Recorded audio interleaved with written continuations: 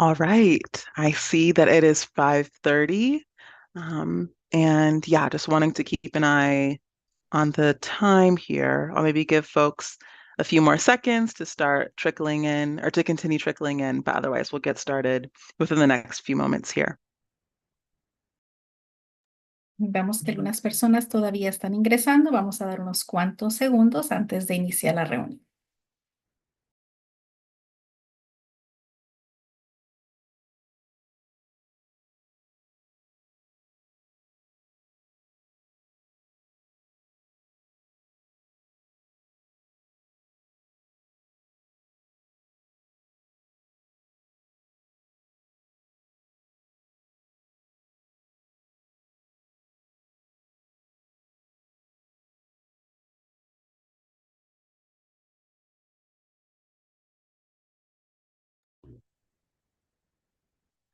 All right. Well, with that, just wanting to honor folks' time, so we'll go ahead and get started. Um, but hello, everyone. Good evening. Happy June, and welcome to our 66th South Fresno Community Steering Committee meeting. As many of you know, or may know, my name is Bikela Ikoba, and I'm here tonight supporting as one of the meeting facilitators. And I'm joined by my fellow co-facilitators from Harder and Company, Liz and Amy. And so before we officially launch into tonight's activities, would love to just take a moment first to review some interpretation and translation logistics so that all of us are able to meaningfully engage in tonight's conversation. So with that, Tanya, please feel free to take it away. Thank you. Buenas tardes a todos, bienvenidos a su reunión. Nada más queremos recordarles que ya tenemos la interpretación lista para ustedes.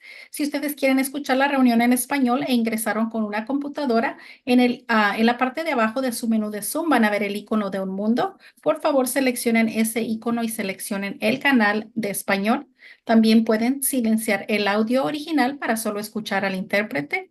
Y se ingresaron con una tableta o un teléfono móvil, sus opciones van a ser un poquito diferentes. Necesitan tocar su pantalla. Van a buscar el menú con los tres puntitos donde dice más o more, ya sea en la parte de arriba o abajo de su pantalla. Van a seleccionar donde dice interpretación de idioma. En algunos lugares ya nos aparece el icono del mundo también en estos dispositivos. Seleccionen donde dice español. Nuevamente, silenciar el audio original. Y por último, el botón que dice Done, listo o finalizado. Si necesitan ayuda para poder ingresar al canal de español, nos pueden dejar saber en el chat. Ahora voy a repetir mis instrucciones en inglés. Hello, everyone. Welcome to your meeting. This is just a reminder that we are providing simultaneous Spanish interpretation for this meeting. So we ask you to please select your language, even though you speak English. If you want to hear our participants in Spanish, you need to select the English channel. To have that clear communication. If you're joining with a computer, you will see a globe at the bottom of your screen. Please select the globe and select the English channel.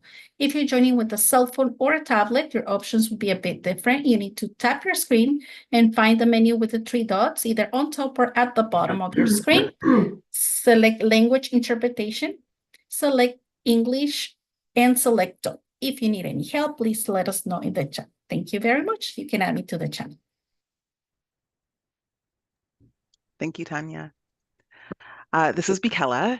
So before we get started, we would just like to encourage everyone to please make sure your screen name reflects your this naming convention that's listed here on the slide.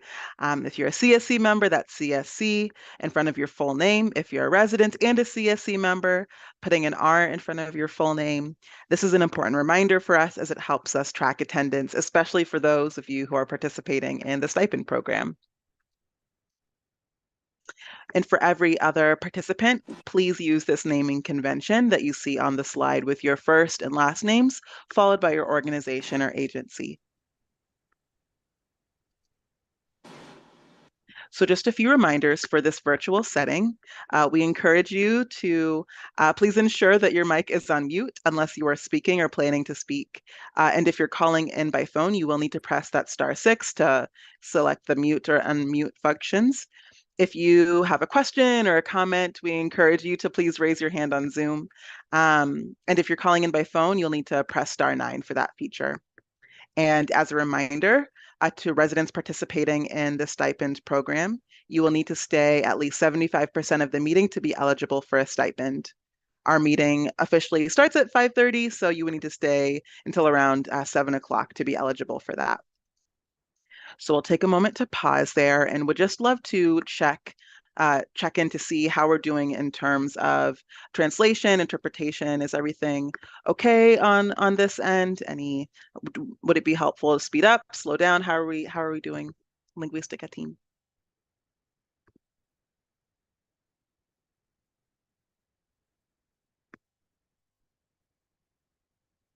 All right, thank you.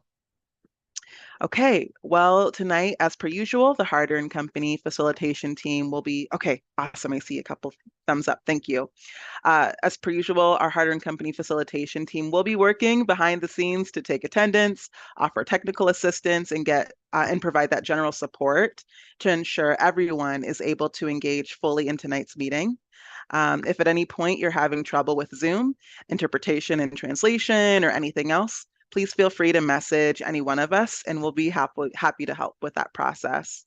As a reminder, please state your name and speak at a slower pace for our interpreters who are working brilliantly behind the scenes and who are humans. So help them out. And we're trying to get better at this habit of stating our name before speaking, as it is an important part of making sure that this meeting is accessible to all attendees. So this is Bikela. And please remember this, as this just ensures that for folks joining us via phone or who are unable to see the screen for any reason or any other a number of reasons, make sure that everyone is able to meaningfully participate. So let's continue diving into the remaining pieces here. So with that, yes, productive discussion and respectful dialogue. So as each of you know, implementation of AB 617 requires authentic collaboration from residents, community advocates, and multiple government officials, just to name a few folks. And so when we have such a diverse myriad of perspectives and priorities, we expect uh, arriving at consensus to be a difficult process. And so for that reason, at the kickoff of this CSC 4 years ago now, which is wild, a collective governance structure and group norms were developed very intentionally. And so one of the hallmarks of your group norms in this Fresno CSC space is the commitment to engage in a productive discussion and respectful dialogue. We do know very well that for AB 617 to produce effective change for our beloved Fresno community, that we must collectively commit to accountability and transparency and authenticity with one another. That said, and this said, for tonight's discussion, I would love to particularly elevate the norm focus on solutions, opportunities, and productive dialogue, as well as this norm that you'll see here on the screen around attacking the problem and not the person. With that, would love to encourage all of us, and again, this is Bikela, to recommit to that effective and powerful conversation for this community in this space. And so, especially in the presence of any disagreement, would love to just invite us to commit to taking a people and community first approach, which really elevates our humanness, which honors people and our experiences, and which intentionally and effectively attacks the problem and problematic structures over people.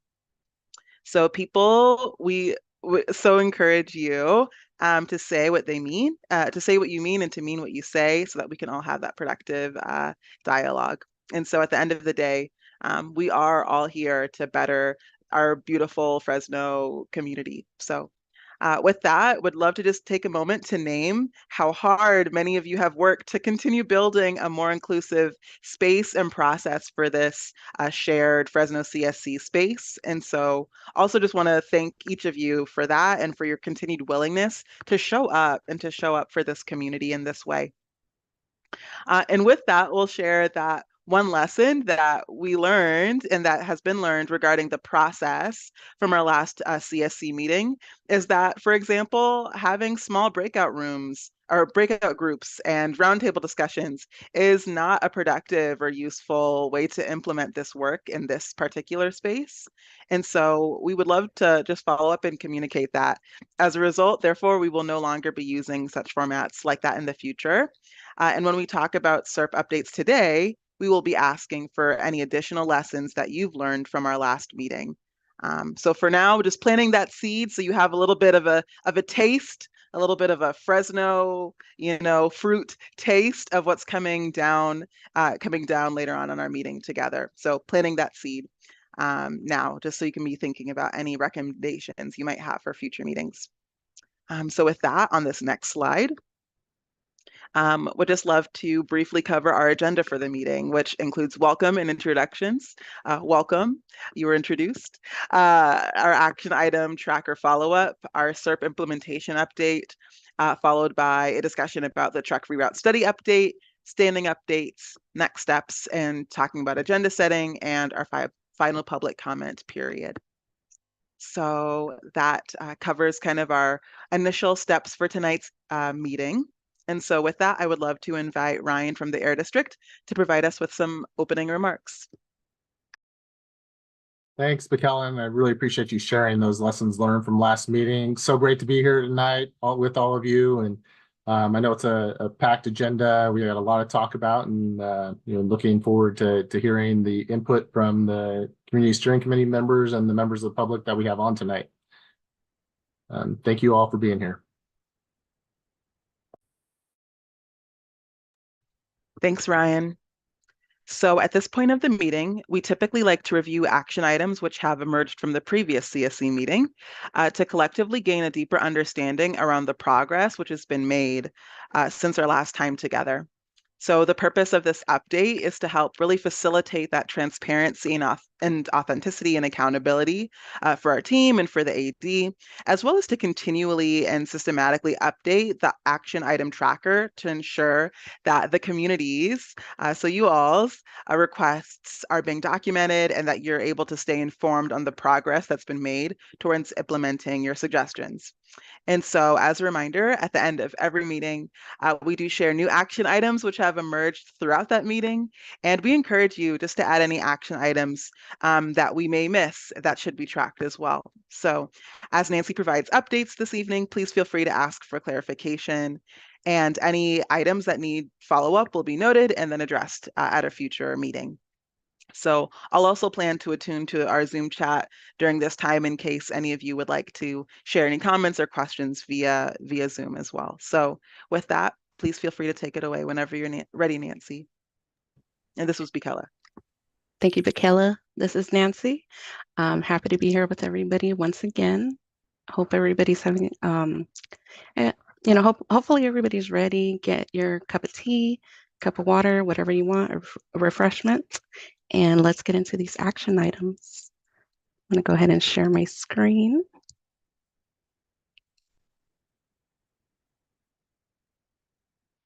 Can everybody go ahead and see that? Perfect. Thank you so much.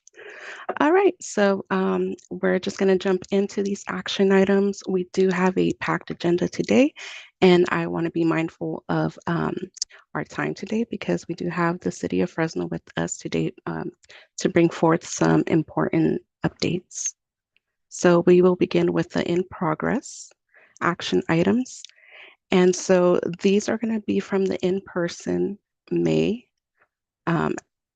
action item. So this is going to be 65.2.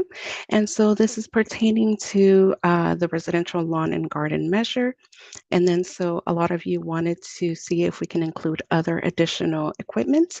And so we are currently looking into this request. And of course, we'll update you as soon as we have the available update for you all. And so moving forward, the CSC would like to discuss reallocating funds to other certain measures, such as the school buses. And so we are going to be providing you with an update today at today's June CSC meeting. Can't believe it's June already. All right. And then please, Linguistica team, let me know if I'm going too fast. And then so moving forward, action item 65.6. The Air District will follow up about the integration and implementation of electric school buses through Fresno school districts. And so this is going to be another update that will be brought to you today in today's presentation. The next action item is pertaining to the one in April. And so this one is regarding outreach with the EV mechanic workforce. And so any sort of updates with regarding EV mechanic training programs will be brought to you all, of course, when we have those updates available. And action item 64.5 kind of goes hand in hand with 64.4. This is also in regards to conducting outreach to local high schools to solicit interest in the EV mechanic workforce program. And so, like I said, as soon as we have any updates, we will go ahead and provide them to you all. I will go ahead and go to the ongoing action item 65.1. This one's from May. The CSC voted to approve reallocating $30,000 to residential lawn and garden measure to support 600 additional mowers and 3 events across the boundary. So we are planning to schedule an event in the fall, and we'll prioritize location in the West Fresno. Next action item, the Land Use Subcommittee will restart to promote agency partnership. And so the Land Use Subcommittee can resume when the City of Fresno is available to meet with the CSC. Moving on, the next action item is from April. And this one is in regards to informed decisions on whether to reallocate funds or change CERT project pathways. The AD will compile a list of previous outreach efforts to engage community and businesses in incentive measures. And yes, the Air District to continue providing CSC updates on outreach conducted on CERT measures during CSC meetings and in monthly CERT trackers. Going back, and then we can finish off with completes. And this action item is from May. The Air District will provide updates to CSC regarding the different emissions impacts from initial projections to current proposed changes of reallocating funds to residential lawn and garden measures. And so the outcome was the Air District estimates approximately 0.3 tons of oxides of nitrogen, NOx, and particulate matter 2.5 would be reduced by funding an additional 600 units. And the next action item reads, this one's from April. The Air District will develop a fact sheet using information from air filtration manufacturers for CSC members to be able to distribute information. And so doing a little bit of research, it was discovered that if you're running a purifier for 24 hours a day, every day it would cost around $7 per month. The average annual energy cost per year is about $80.94. And so that concludes the action items for today. I did go ahead and drop down the link down below. If anybody has any questions, please let us know now, or you can also drop your comments in the comment section, of course, in the chat section. All right.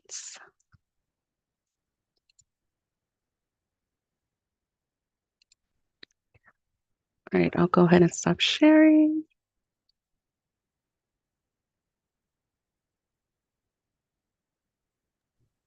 And then, so we do have a comment.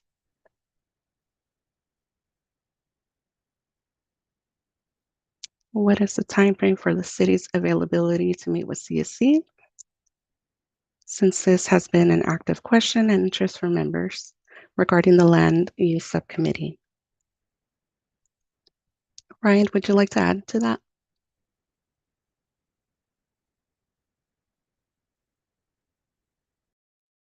Yeah, that was a topic that we've discussed in previous meetings, Dr. Curry, in regards to setting up meetings with the city. One of the things that the city did was they looked to find ways to have not only the CSC but members of the public have a better opportunity to participate in processes for individual projects. And so that was why it was really important for people to sign up for that email list serve. And we can share that information out again with all the community steering committee members. The thing that the city shared with us, they really want to make sure that everybody's using the same methods and the means to engage on individual projects. And so that was the information that was shared back with the city and why they went to that effort to create that process.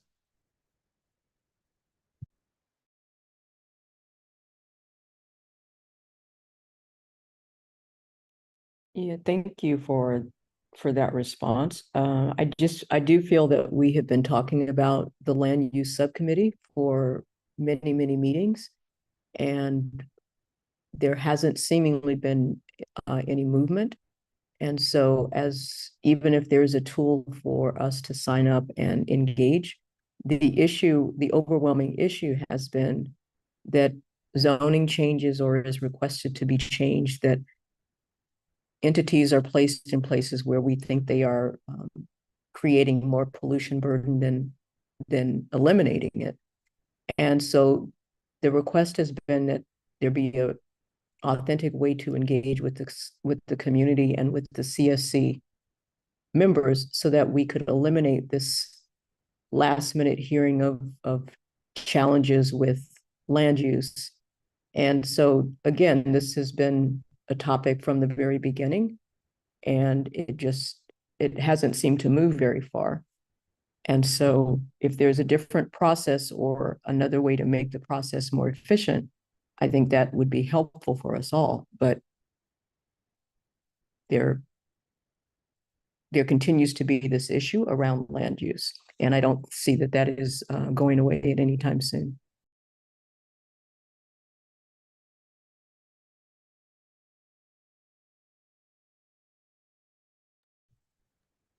Yeah, thank you, Dr. Curry.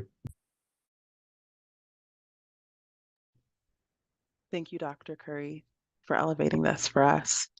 And I see that Ivanka, your hand is raised. Hi, everyone. This is Ivanka. Thank you, Dr. Curry, for bringing up the issue right on time again, as the city has released its draft environmental impact report and the South Central specific plan, which should be brought forth to this space as a presentation as we're talking about land use subcommittee. That on the city's end, if we're really trying to be in communication with CSC and Air District, that should be a topic of discussion and presentation to this group. The South Central specific plan is the boundary of a major part of, not all, a major part of the boundary of our South Central AB 617 boundary. And as Dr. Curry is talking about land use and zoning, that plan that is currently open and in draft to accept comments from the public should be able to use this space for that discussion and a detailed look at what, if any, zoning changes are taking place in the area where we're trying to make sure one of the areas of the South Central 617 boundary has correct zoning according to trying to create and continue emission reductions and protections for the community that are a part of the disadvantaged communities that face these burdens. So as we speak on what Dr. Curry is talking about, and as we speak on this update, this is the update. We're missing prime opportunity to be having a conversation and a presentation by the city about the South Central specific plan that is open for public comments.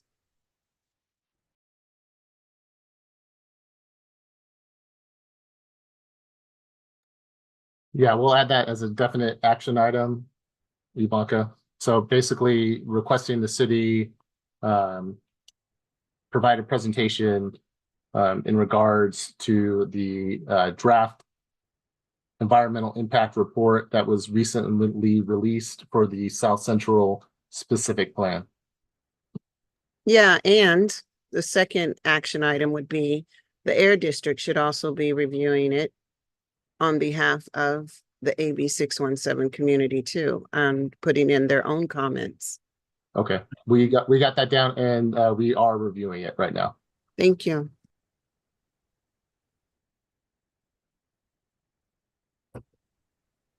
Thank you, Ivanka, both for naming and clarifying both pieces of the action item.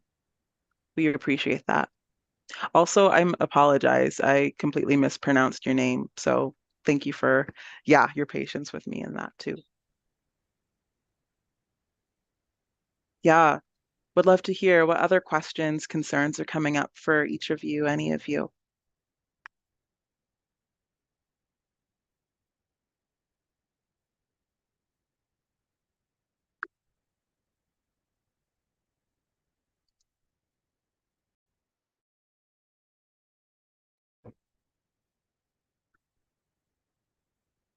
Okay.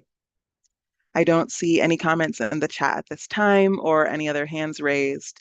But please, for any of us who happen to be slower processors or internal processors, if something comes up, please don't hesitate to drop in the chat or to invite us to circle back to what's coming up for you. And thank you, Nancy. And as a reminder, this is Bikela. So at this point in the meeting, we are going to transition into tonight's SERP implementation update agenda item. As a reminder for the process to date, throughout the journey, this 4-year journey of the CSC, this CSC has worked really hard to continue building a more inclusive process for the Fresno CSC, and with your valuable feedback, has been able to submit a SERP that received CARB approval. And in our conversations together, we continue to identify and discuss those key barriers to implementation of the SERP measures. And now, more than ever, our continual conversations around these SERP measures and identifying these barriers and gaps to implementation continue to remain super critical, especially as we seek to come with the creative solutions to coming against these barriers that we're hoping to implement. And so with that, we would love to share gratitude for each of you for generously being willing to continue sharing your opinions, perspectives, and solutions. We want, and I want to recognize that these contributions, your valuable contributions, remain vital to this good and necessary work, and the result of which is Fresno possessing cleaner air for everyone, and especially for those disproportionately impacted by unclean air in our neighborhoods. So please continue opting in. And so before we dive into updates on the measures themselves, we even just want to take a moment and invite you to share any lessons learned about the process of even arriving at consensus on a measure and operationalizing the next steps for the SERP strategies from our last CSC meeting. So with that, what comes up for you as a CSC around this? Those lessons learned about the process of arriving at consensus.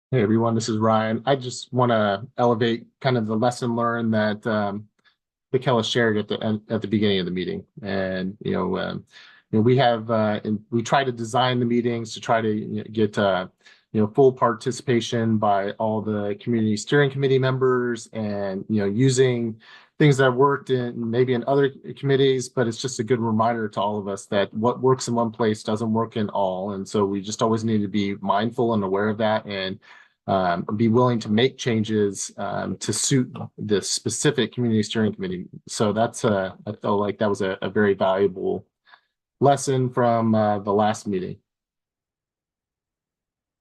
And thanks for opening up a space to talk about this, Michaela. Appreciate it.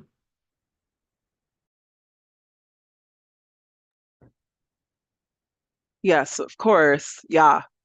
We really appreciate each of you continuing to share your time and this is Bikela. And so thank you, Ryan, for that. Well, with that, I am noticing that I'm not seeing any comments in the chat at this point in time. And so for the sake of time and our busy and packed agenda, as always, we'll continue transitioning into this SERP implementation update. But that being said, we know that folks process at different times. So please, please, please feel free to share any additional feedback that continues to come up for you in the chat, raise your hand, any of our typical, or if there are new ways to communicate your interest in sharing a comment or question, please do so. We'd love to hear that. So yes, and well, in all of this being said, in light of the important time and energy that you generously provided the last time we were together in a space as a CSC, we would now like to honor your contributions last month by providing some key updates from our last meeting. So with that, I'll transition back to the AD.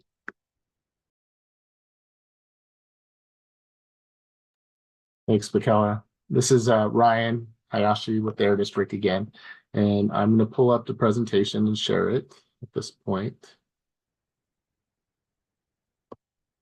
Hopefully everybody can see that.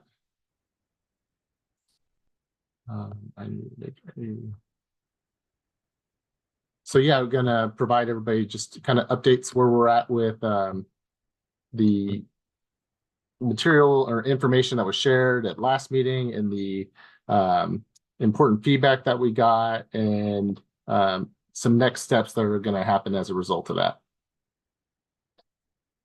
So we started off, we had two groups and two different tables that we were sharing different information about different programs that we had heard interest in the community steering committee discussing about opportunities to shift funding so we talked about the residential lawn and garden and kind of where we were with the funding for that specific measure and basically that all the funds had been expended and used up. And so the question was whether or not we should consider shifting funds to provide more opportunities for people to take advantage of that program. And so we did hear support for shifting $300,000. This is something that Nancy shared with in the action items earlier. And it would be at 3 different events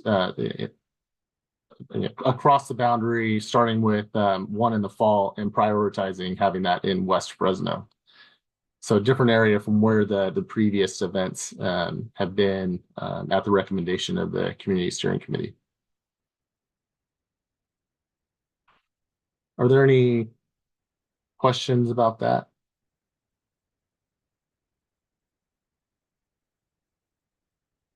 I'm not seeing any. All right. Thanks. So the next one was we had a good discussion about public fleet vehicles. These are vehicles that are used by public agencies. It could be schools, it could be city, county, a lot of different other public organizations qualify for this. So we answered general questions about the program and the requirements and who can apply.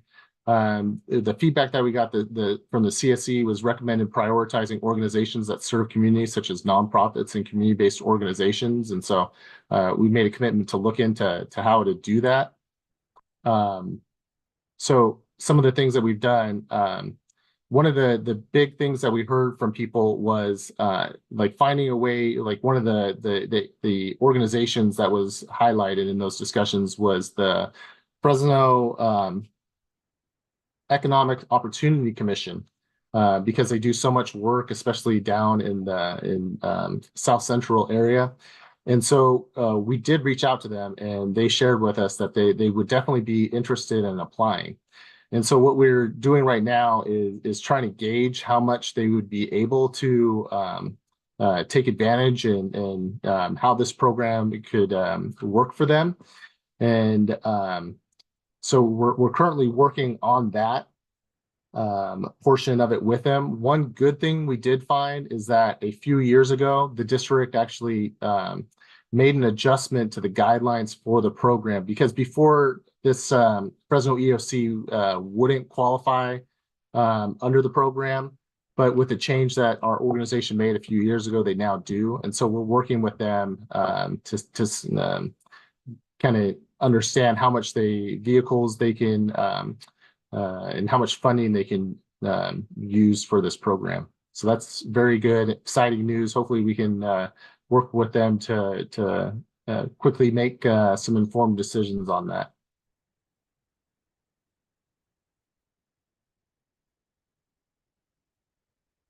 One other thing that, there was one other thing I just wanted to share. So during the last meeting, there was a question of who so far had taken advantage of the program. And so I just wanted to come back and share the organizations that have used the funding. So these are the entire list of the people that have. So it's been Fresno Unified, the Fresno Fair, the community college, the new campus, and the city of Fresno for the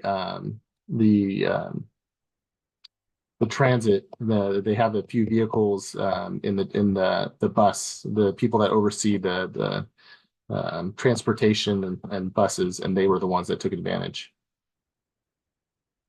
And those are the only ones.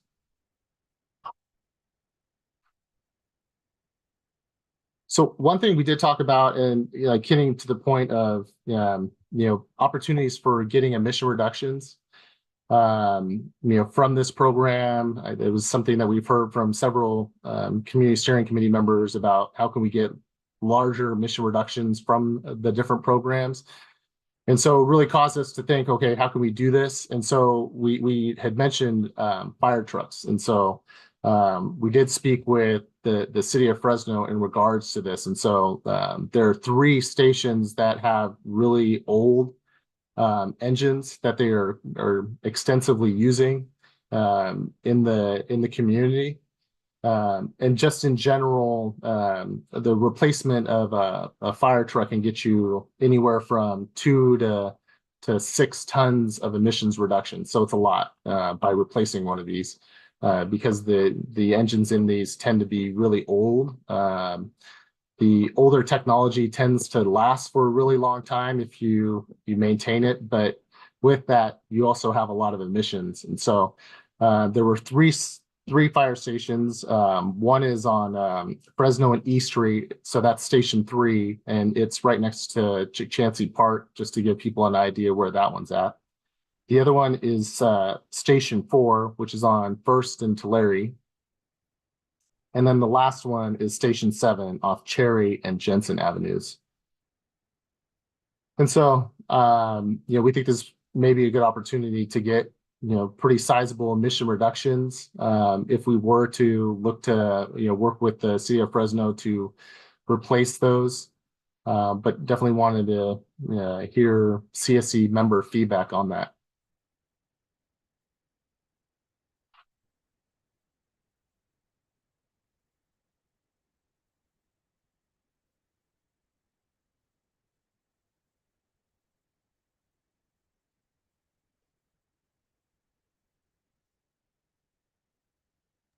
And could you repeat the piece specifically, Ryan, and this is Bikela, could you repeat specifically the piece that you think, and this could be most beneficial, or that you're most yearning to hear CSC feedback?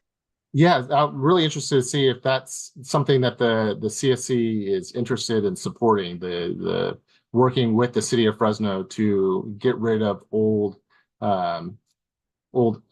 fire engines, and kind of putting it out there. Without this, there's a likelihood that these will continue to operate within the boundaries for a considerable time. Thanks for that clarification, Ryan.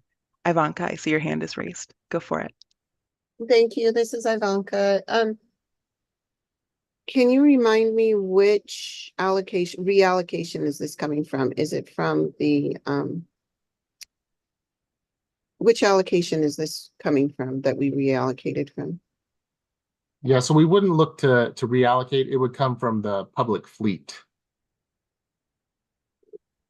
So it'd come from the same one. The only question would be whether to increase the funding amount, because these are you know, a lot more expensive than like a personal passenger vehicle, light duty vehicle. So how much was the original amount? It's right now it's 20,000. That's how much we have. Oh, I'm sorry. You're asking for the entirety of the funding pot.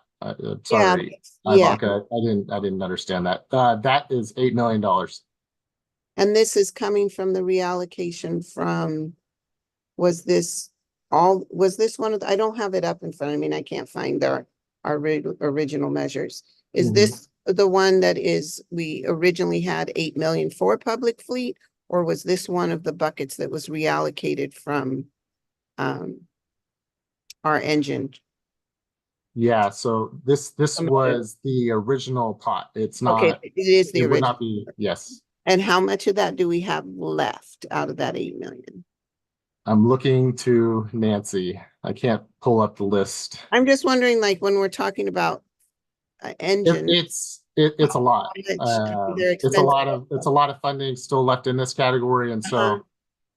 so you know, Thank one of you. the things we want to try to get as much emission reductions from that measure as possible, and you know, this would be one where, you know, we most likely get a swap out. You know, get rid of the old engine, replace it with the new one, and so a lot of emission reductions. Okay. Thanks for the clarifications. Yeah. Ivanka, I think I heard some back and forth there for a moment. Did you get all of the fullness of your question answered? Thank you. Yes, I did. And thanks for putting the chart in there. Okay, You dropped it in, Nancy. Thank you. sweet. Thank you. Thank you, Ivanka. Thank you, Nancy. And thank you for your patience, Eric. Please feel free to go ahead. Yeah, Eric Payne, CSC member, resident member. Circling back to the Air District's last presentation on this item, there was significant discourse about language that was being used as a part of the guidelines. I just wanted to know if that language was still there or if it had become admissible when you reference emergency response vehicles, because I think most of the discourse was centered around public safety or police vehicles that had been grant funds had been utilized to purchase. So I just wanted to revisit that. Yeah, and I probably provided a little bit of clarification on that, Eric. I think that was miscommunicated last meeting. There's been no funding, 8617 funding that has been used for police vehicles. So um, uh, I hope that answers that portion of the question. And the other portion of your question, can you repeat that? Yeah, just in terms Around the of language. yeah, the guidelines and the language that as you define which public agencies are eligible. Yeah, so that was one of the exciting things. One of the things that we heard from both groups was looking to work with Fresno EOC as one of the main groups, and so we found that they're actually eligible right now. And so we wanted to work with them to get an idea of how many vehicles they may be able to transition, and you know, with that, you know, kind of based on their response, then work on updating language on for community-based organizations and other nonprofits that do extensive work in the 8617 boundary. Oh, okay. Because I know as we kind of like described some of the parameters with the funding, um, I think one of the other things that we had discussed or brought up was I think the voucher covered up to 20,000. And I think for vehicle purchase. And I guess that's kind of where is like a gray area for me, because nonprofits or public agencies would be able to purchase electric vehicles up to $20,000. However, fire engines far exceed that. And if you're is the city looking to add 3 additional fire engines based on the Please. discovery of the 3 locations that you've identified? Yeah, so the Or first step, oh, sorry, I didn't mean to interrupt there. No, you're fine. Yeah, we didn't, they said that they were maybe interested in at least 3, and these were the 3 that they were identified. They left it open for the possibility of more.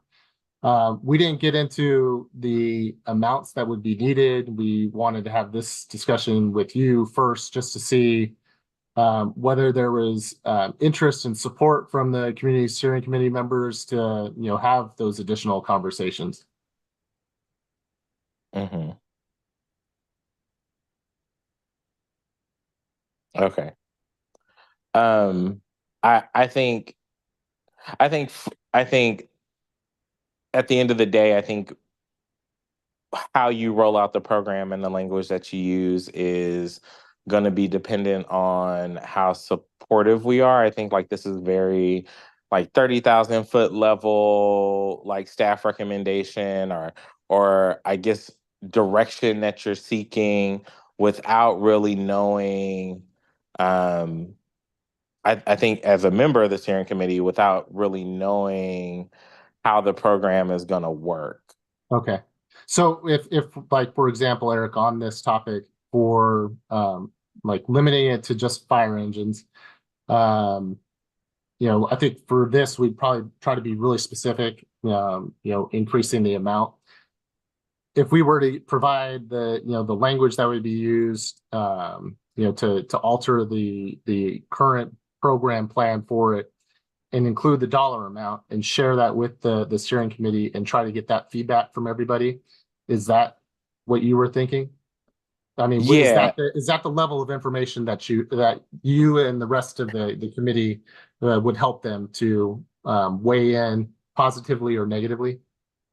yeah, because I think Okay. if the air district is utilizing a fact pattern to support their recommendation, that you would have those addendums Okay. available for us to review ahead of the meeting, Mhm. um, to make an informed decision on Yeah. whether or not we feel as though this would be best served by the community. Okay. Yeah. Thank you for that. Yep.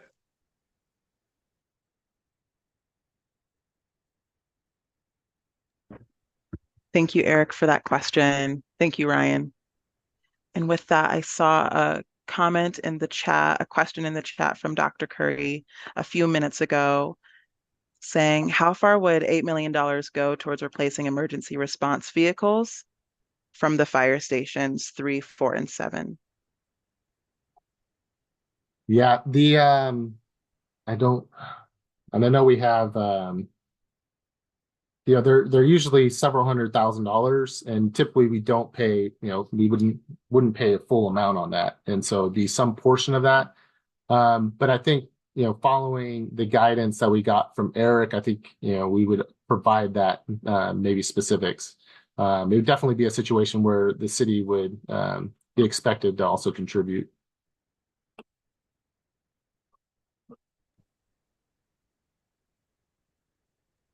And thank you. And could you also you mentioned the amount of reduction we would expect with the replacement of those 3. Could you quantify that again, or just have Yeah, that? it's I think that would so, be valuable information for us to yeah. have in Okay. comparison to everything else. Yeah. Yeah. And the 2 to 6 number was just, using some of the data that we've gotten from other, organizations similar to Fresno that have used other programs that we've had in the past. to try to gauge what those emissions. But we can work with the fire stations to get an exact idea of what emission reductions we'd be looking at, and share that at the same time that we provide the suggested language that Eric mentioned. Great. The fire station number 3, you said that's at Fresno and E Street? Correct. So it's just a little bit west of it isn't- Chichansey. Well, it's quite I don't think it's that close to Chichansey. I will say that it's the closest one in West Fresno, because West Fresno proper does not have a fire station.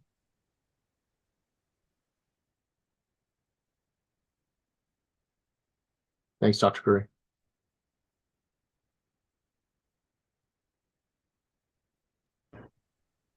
Thank you, Dr. Curry, for that question.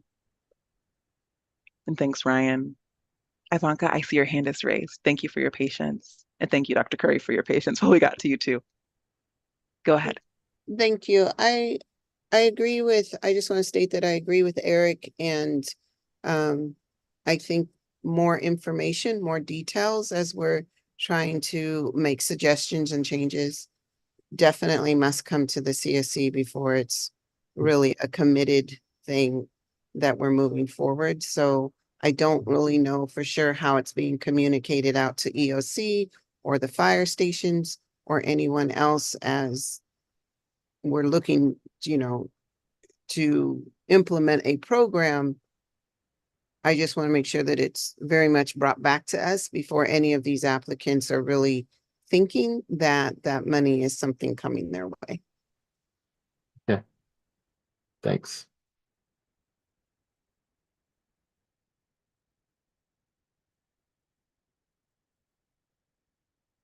All right.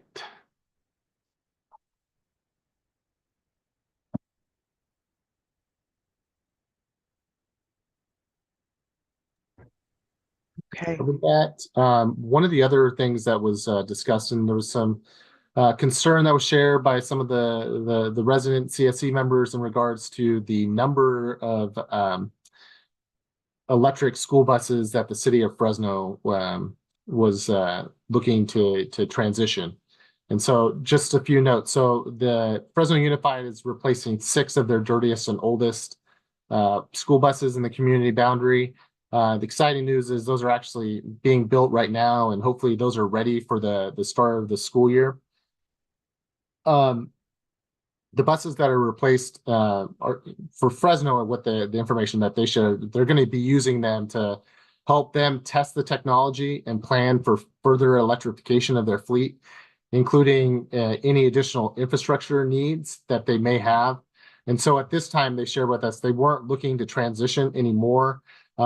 Several years back, they made the transition. They got rid of the majority of their diesel school buses, and so the remainder of them are fairly newer compressed natural gas buses. Now, understanding those still generate emissions, and still it's beneficial to get those out of communities and reduce those emissions. But that's kind of where the city of Fresno. So that the number that they gave us was the maximum number that they were interested in doing right now. But they are very interested in looking at it once they have these ones and kind of have a better understanding of how they work in totality with the rest of their the fleet of buses that they have. And then just one other point is with the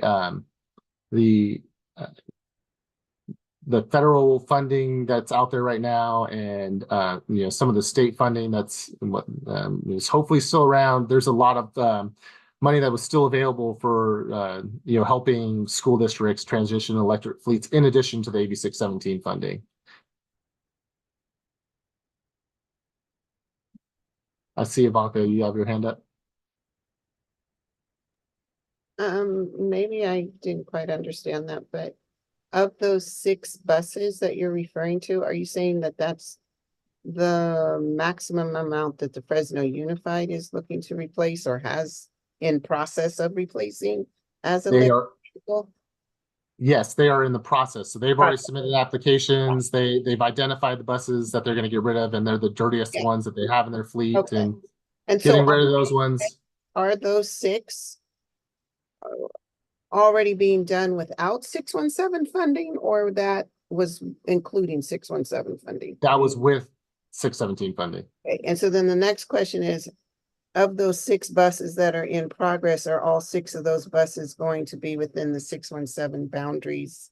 Yeah, what was shared with, so they don't have the specific routes, but both the contract that they signed with us says that they have to operate them there. And then in addition to that, the school district has also shared with us that, yeah, they're only going to be used in surveying schools within the boundary. Thank you.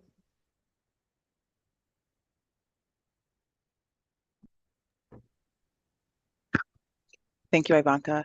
And I see 2 hands raised, Bill Jensen and Venice Curry. I think Dr. Curry was first. Thank you, Ryan. Dr. Curry, would you mind sharing first? Yeah, sure. That was part of my question, was the clarification around the bus routes.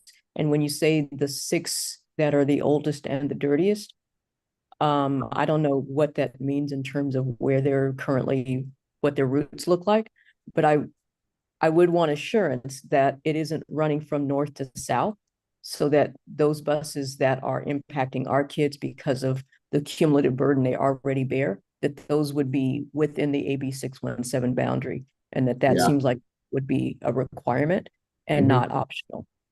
Okay. I'll tell you what, Dr. Corey, we will make that an action item. And so once those buses are delivered and they have set routes, we will bring back that information to the steering committee.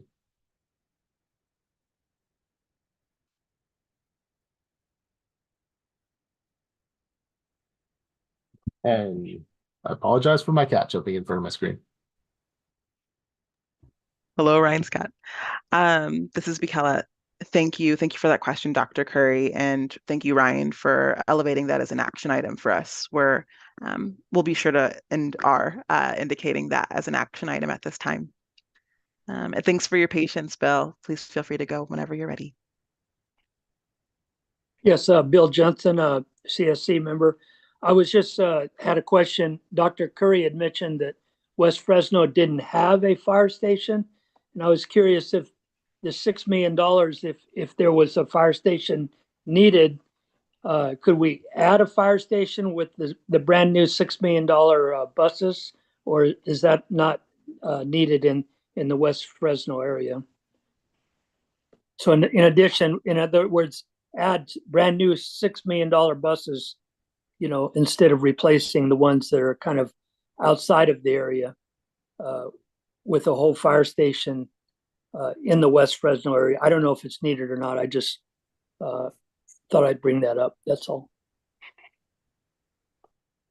Yeah, it's probably not a question of, well, let me just start with the AB 617 funding. That definitely would not be something that the 617 funding could be used for. So I just wanted to share that. I was thinking just for the buses, just for the fire trucks, not the building. If there was other funds for the building, if the 6 million could go towards brand new fire trucks to handle that area, which would save the pollution factor, because they would be used more in the area. Okay, and that's kind of what we were talking about, Bill, and we're going to get you language that you can look at, as well as the rest of the community steering committee members. We're going to work with the city of Fresno to understand how many total fire engines they would be able to do. We're going to get the emission reductions that would be expected from the replacement of those engines, and basically the cost or the what they would need in order, financially, in order to be able to do that, and share all that information with the community steering committee. Thank you, Bill. That's a very great idea. And of course, West Fresno would need a fire station just like any other community. Yeah.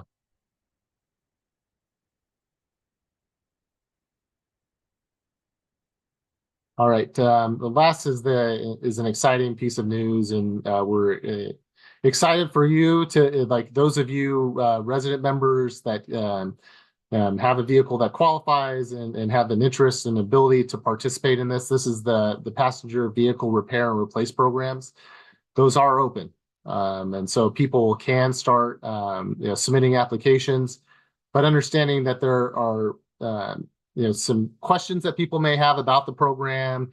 We are working with Valley Can, that then they're working on hosting events. So in addition to that, they can always visit our website, and the contact information is on there as well.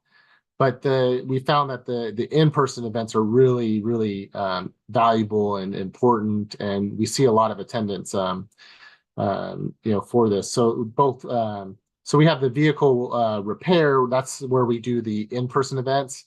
But in addition to that, there's also, if anybody's having car troubles, we have a few, and maybe Nancy. Brian, this Yeah. is Liz. So sorry to interrupt.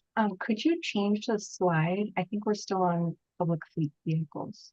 Oh, that's okay. I apologize. I don't know why it Thank you. stopped No working. worries. I'm gonna stop sharing, and then I'm gonna reshare because I don't know why it didn't like that.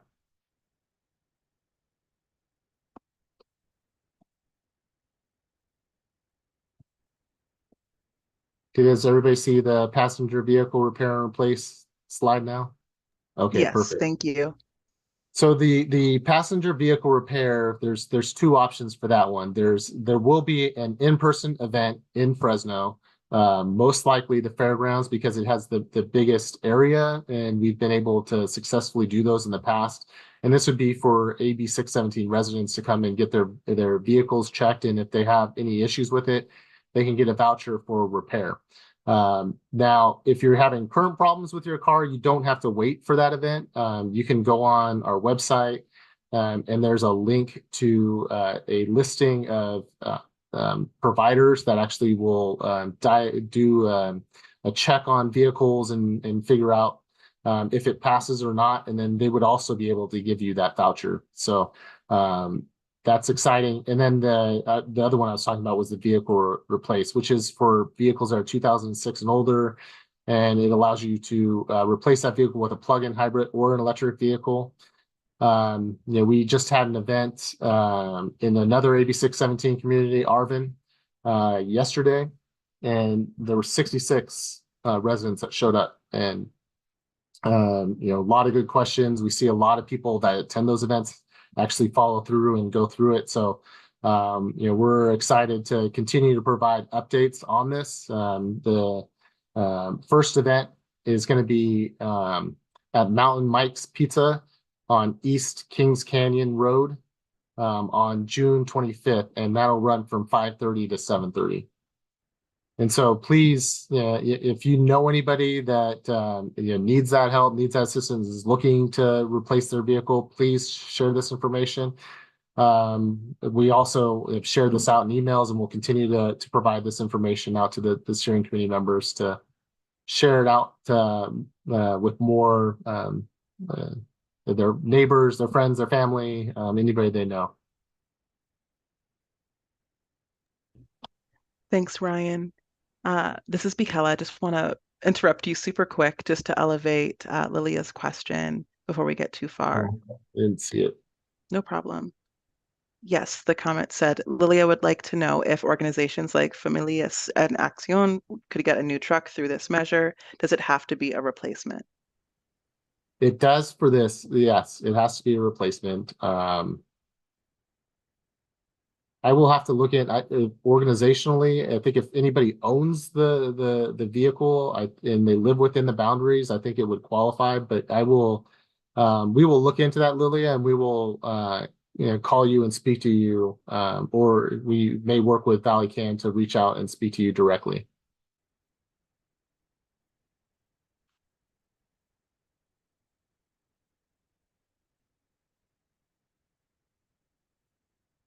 Thank you for your question, Lilia. Yeah, thanks, Lilia. And then the last, you're just working. I don't know. The next update that we have is the the urban greening event that was held on May 25th, and this was with Central California Environmental Justice Network and Tree Fresno. Having gone to Computech and Edison and lived not too far from there, this is exciting news for me as a former Tiger, that we were able to put in these vegetative barriers at the school. Urban greening measure. I apologize, not vegetative barriers. Urban greening measure, where 60 or 59 plants or trees were planted, and they had over 60 volunteers, and mostly it was youth was in attendance and was excited to chip in and help out. And so it's just great seeing the youth in action and making a betterment to their community and their school.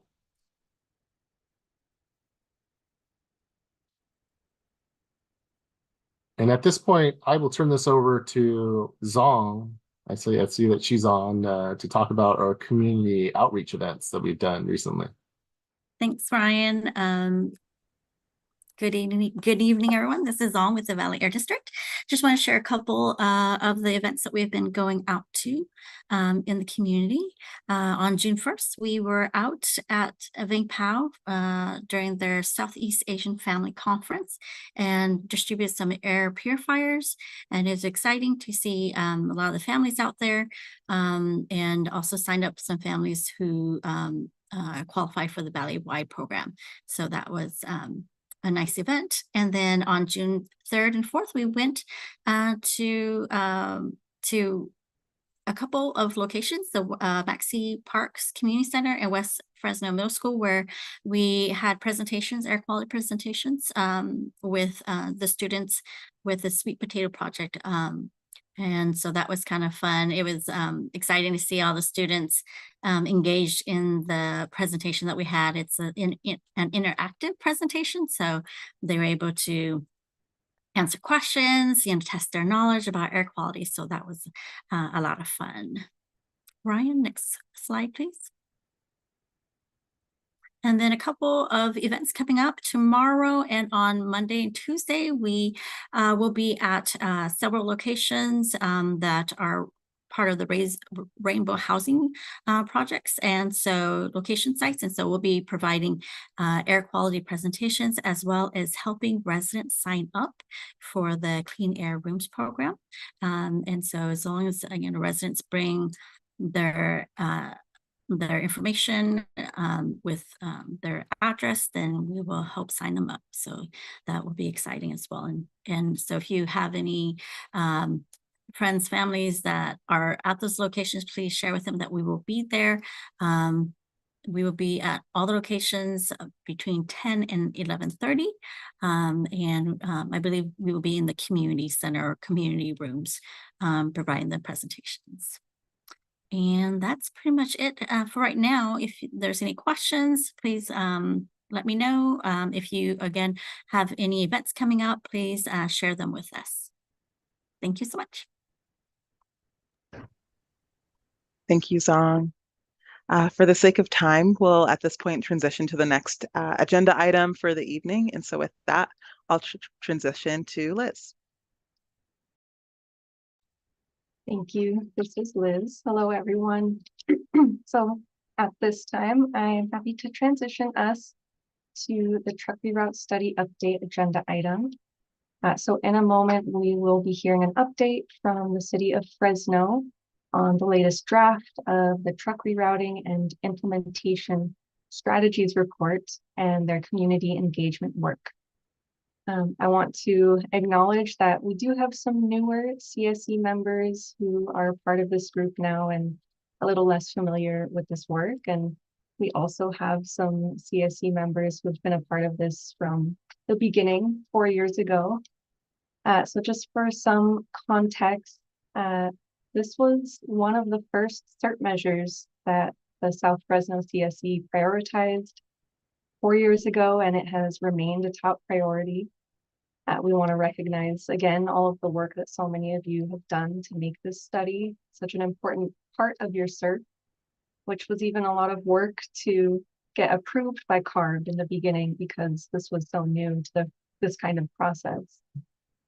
So scientific studies like this are typically slow, as some of us may know, and they take time to implement and conclude, and especially when they involve multiple agency partners and have so much complex data being collected. So one of the many reasons why these types of studies can take so long to implement and may leave us with more questions than answers is because they are designed to test hypotheses, theories, or objectives that are guiding the work and the way that the data are collected and ultimately understood are determined by the research team who is implementing the study. And so that's often why by the time we get to this point, when we learn about the findings, they may not align with our expectations. Just want to share, I know not all of us are so familiar with the scientific process. It is self-correcting, as some may say, where you often have to wait for the next study or two to get the information or evidence that you need. And that can be very frustrating when these issues are so urgent and directly tied to people's health and well-being. And so more importantly for this truck reroute study and the space we're in tonight, just want to, say that it's not a secret that many of you here, your expectations just have not aligned with the outcomes of this study. We have heard that from many of you and want to acknowledge that. And we also want to normalize that that's okay and it's a part of this process, and it shows why it's so important for everyone to stay engaged in this work in the long term, even when it's hard and frustrating. And so just again, want to thank you all for being here and still showing up to engage in these conversations, both the CSC and all of our agency partners who are involved. So as Andrina from the city of Fresno will mention, the city is still open to some feedback and is here to share what those next steps might look like. And they have a brief presentation before we will open it up for questions and discussion. And so at this time, I'm happy to pass it to Andrina from the city of Fresno.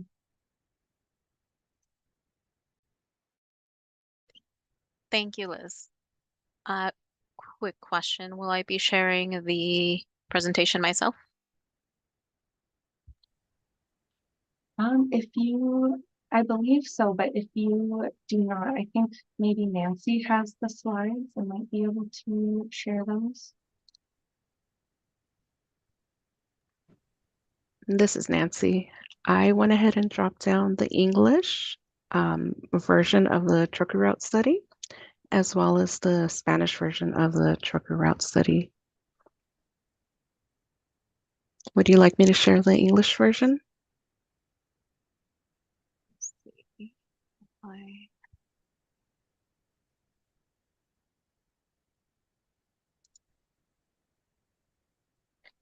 Might be easier for me to go through it. If I can get it to work on my end. Sorry about that.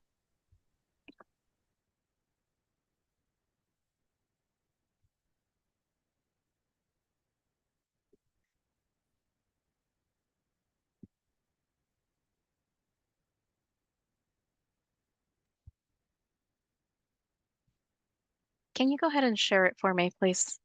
I'll instruct you for the next slides. This is Nancy. Of course I can. I'll go ahead and pull it up. Thank you.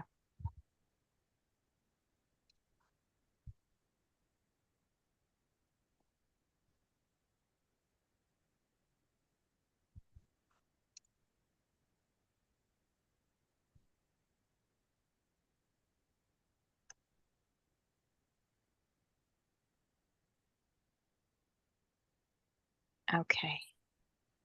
I'm Andrea Aguilar with the City of Fresno Public Works Department here. I am the project manager on this effort.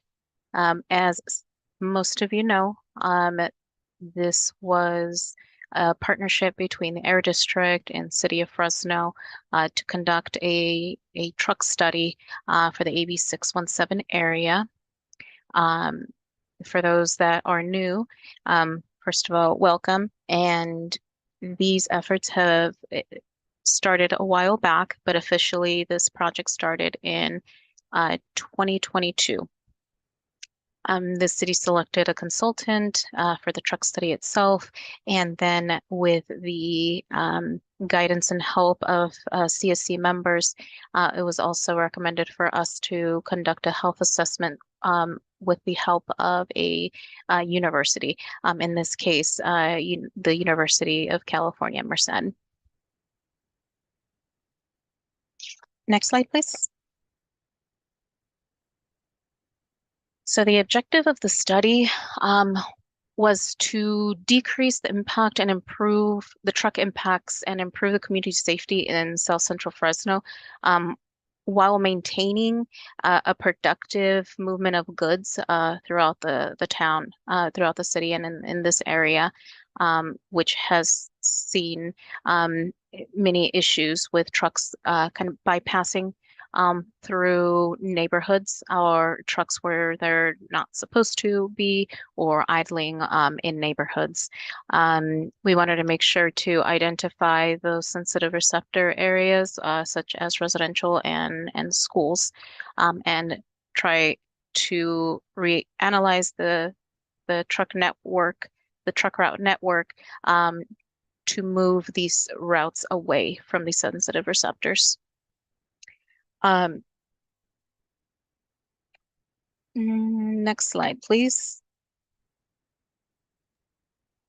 Andrea, this is Liz. Sorry to interrupt. I just want to note, in case it wasn't clear, I think the link for the Spanish presentation is in the chat. So for our Spanish speakers on the call, if you could click that link, and if you're having any trouble following the slides, please do let us know, because we can, I think, figure out a way to have both displayed together. So if you're not able to click the slides and follow along in Spanish, do please let us know. Thank you. Thank you, Liz. Go ahead and move on to the next slide. There's a Venn diagram shown on here, which really helps illustrate the process of how we got to the end product. And that is where we're at currently. It's the truck rerouting and implementation strategies report. That is what we all have been working towards. This is with the help of CSC members, with CSC subcommittee members that were more involved in the truck reroute study itself, with other agencies, governmental agencies, CBOs, the public. It's really an effort of all different parts and components to come up with this report. The Venn diagram shows that there was an analysis done for looking at the existing conditions, what our cities currently laid out, where the issues are. You then throw in the goals and the goals to maintain goods and products movements. We have to keep that in mind as well, because we need this movement of goods. We need the transportation of these items. It's crucial to our economy as well. We also, the consultant also had to bring in the best practices throughout the United States, like what's commonly used. How do you educate people on new routes, and moving those forward. The other component was looking out to the community for feedback as well. The community is the ones that are directly impacted. They see the trucks. They know where they feel unsafe on walking along a roadway because of truck traffic or the speed of the trucks, and just having more complete streets in that portion.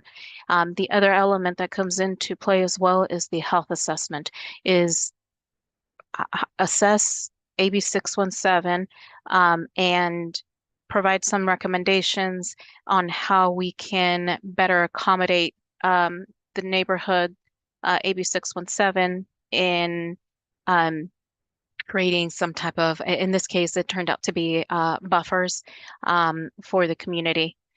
All of these different components kind of put into a Venn diagram gives you that center point where we found this would be the balance between all efforts.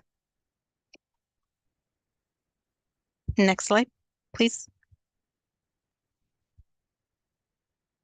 So the analysis, as I mentioned, was different components here. I'll cover the outreach, the existing conditions analysis report, and the best practices report. As part of the outreach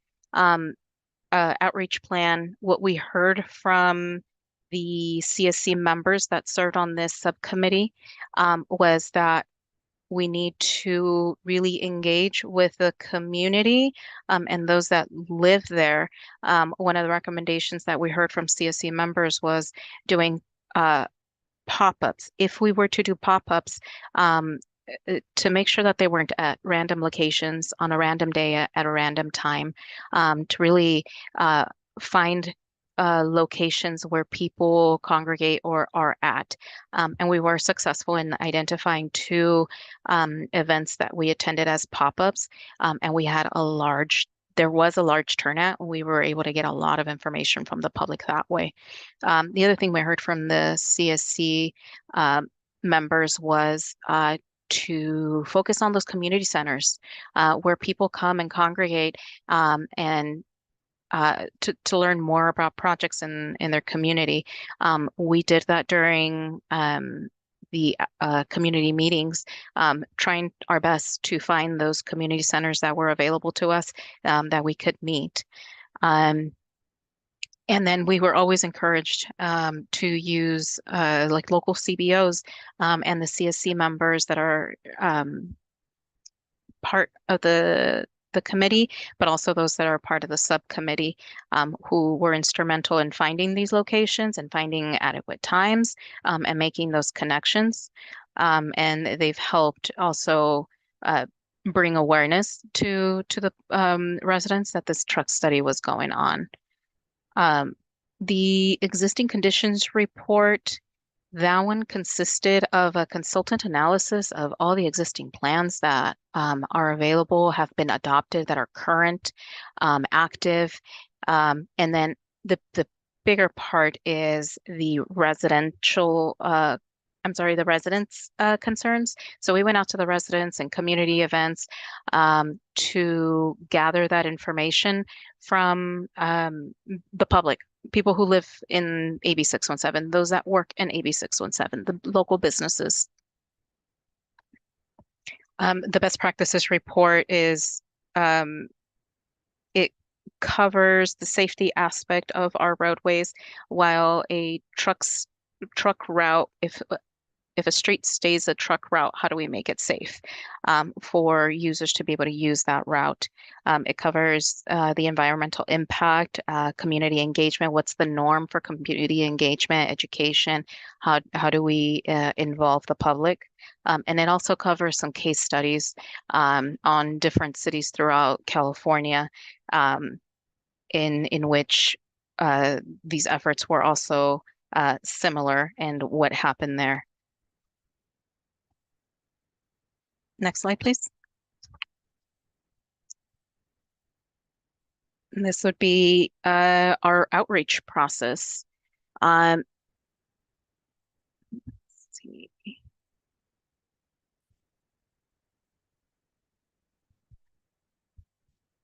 Okay, so giving a bigger idea of the outreach and the engagement activities. we heard from the CSC members that we need to identify stakeholders. Part of the scope of this project was to put together a technical steering committee, or a TSC, and to also put together a community advisory group, CAG. Along with the community advisory group, the CAG community, we were advised by the CSC members to, rather than the city selecting who should be on there, we went out to the public and encouraged recruitment for anybody who wanted to be involved, that this was the best place to really have your voice heard and act as a community champion to be able to spread the word within their circles as well. The community events that were held, we had a robust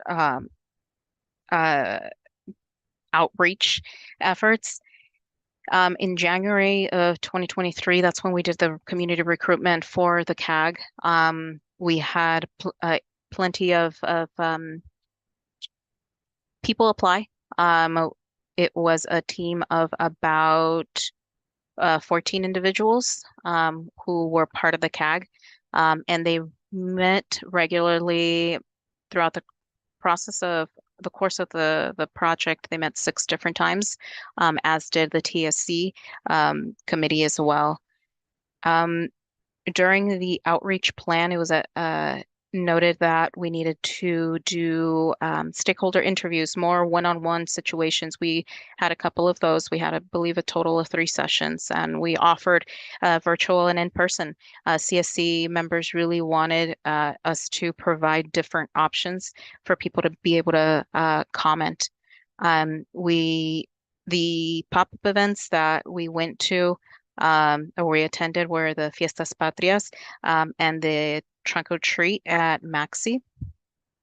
These had the most exposure to residents. I believe there was over 600 interactions between both of the events.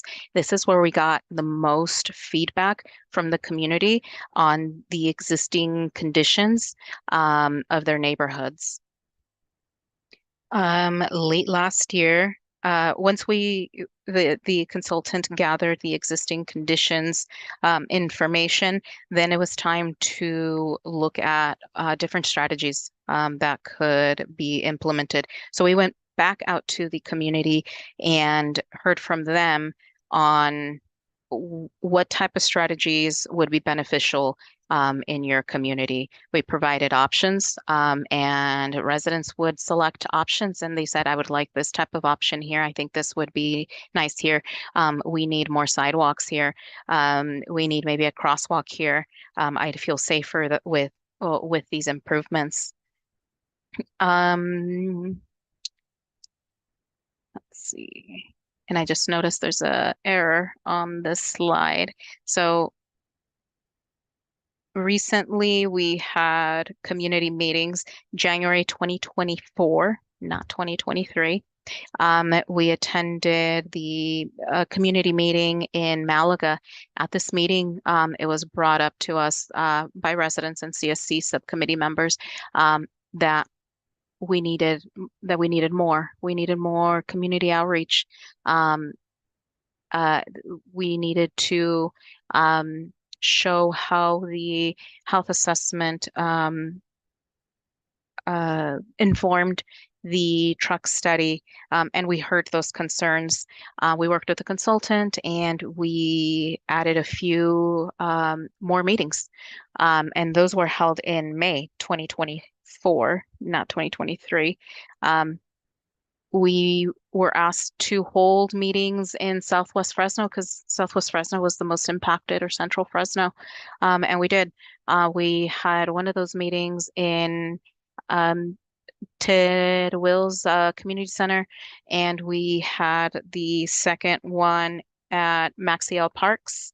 And then the third meeting was virtual to provide that option for people who could do it from home rather than driving to one of the centers.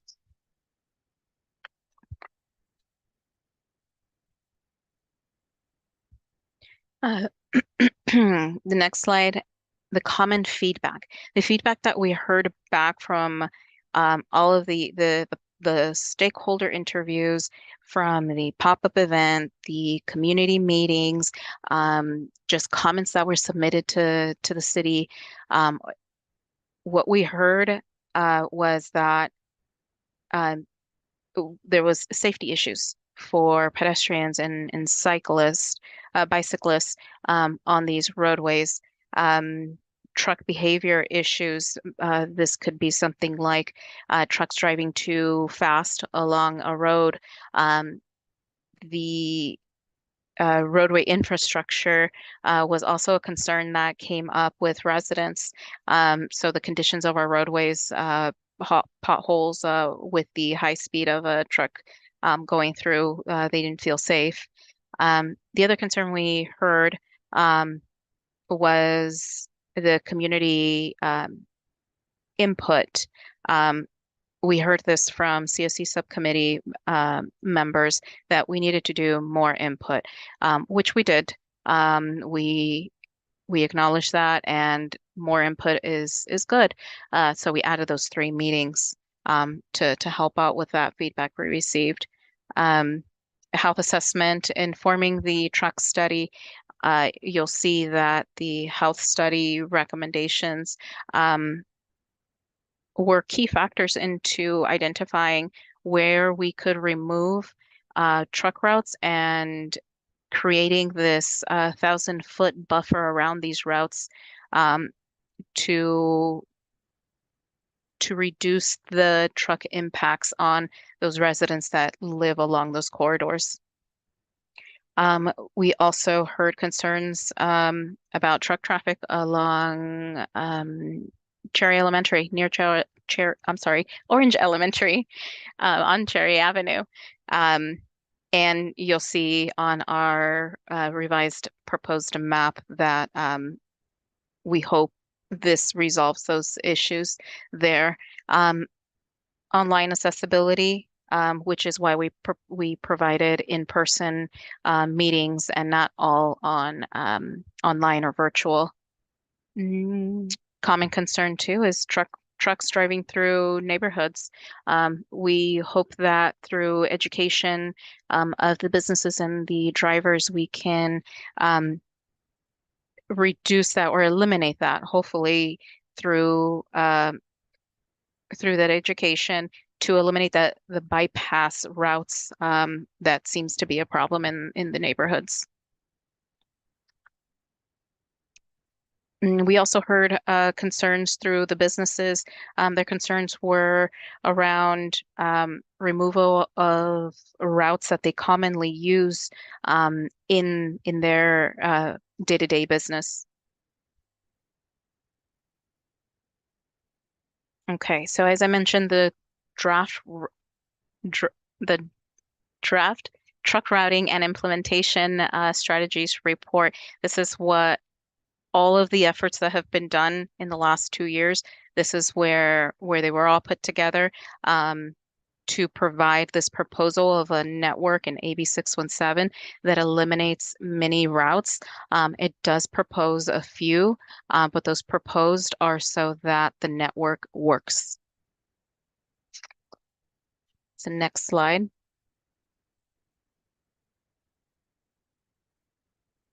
So here on the left, you'll see the existing truck route map, which was from back in 2005.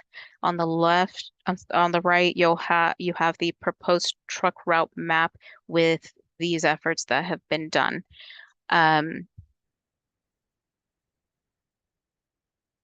It's a little difficult to see here because of the image being so small. One of the concerns we heard, and I completely understand, was that it was difficult to read these maps in the report itself. So we went back to the consultant and asked if we could somehow make this electronic, something that we can have people zoom in, zoom out, turn on layers, and they were able to push a map out quite quickly to be able to provide that. If it's possible, would you be able to click on the link that says proposed truck route map?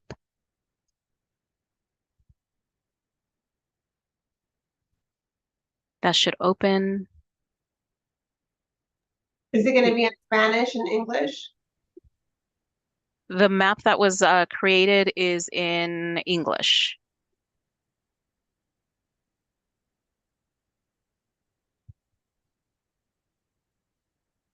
Just our best practices in these meetings to make sure that we show everything bilingual.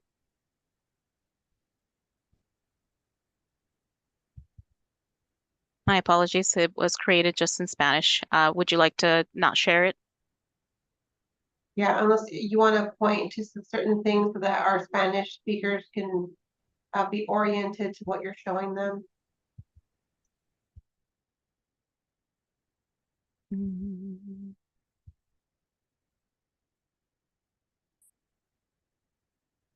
I'm sorry, how would you like for me to address that?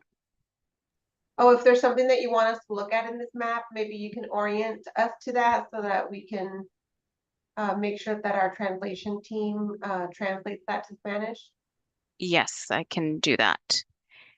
Over on the left-hand side, you'll see layers that can be turned on and off so you can compare the existing 2005 truck route map and what is being proposed as the network with this project.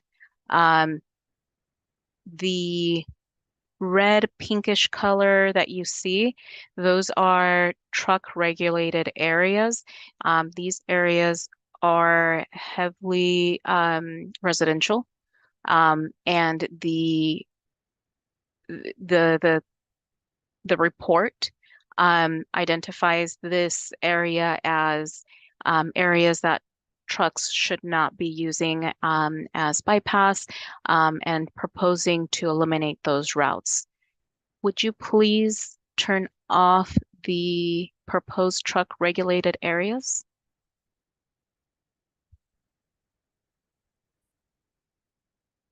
Okay. Would you please turn off the proposed truck routes? Thank you.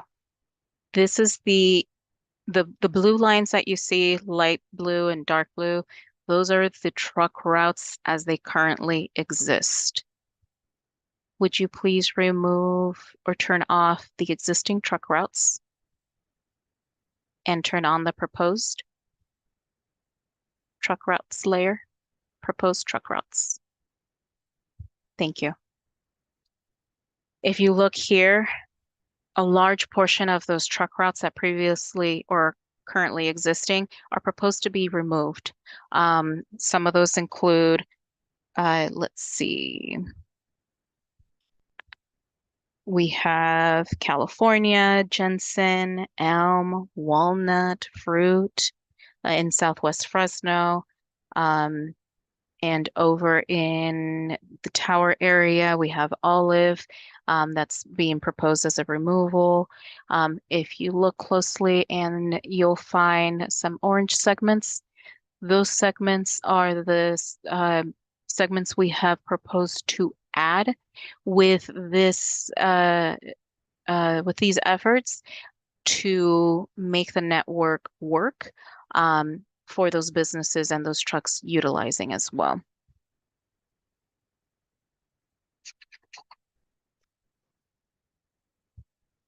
You can go back to the slideshow.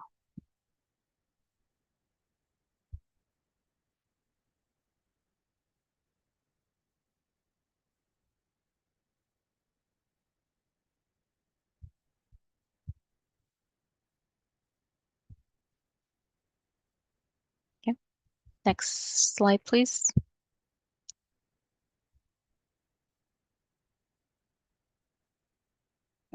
Okay. Our truck routes. What came out of the health assessment recommendations, the biggest factor was recommending 1,000-foot buffer for truck routes. And there's an image in the report that illustrates the buffer around those areas that are heavily residential. and around those other sensitive receptors such as schools.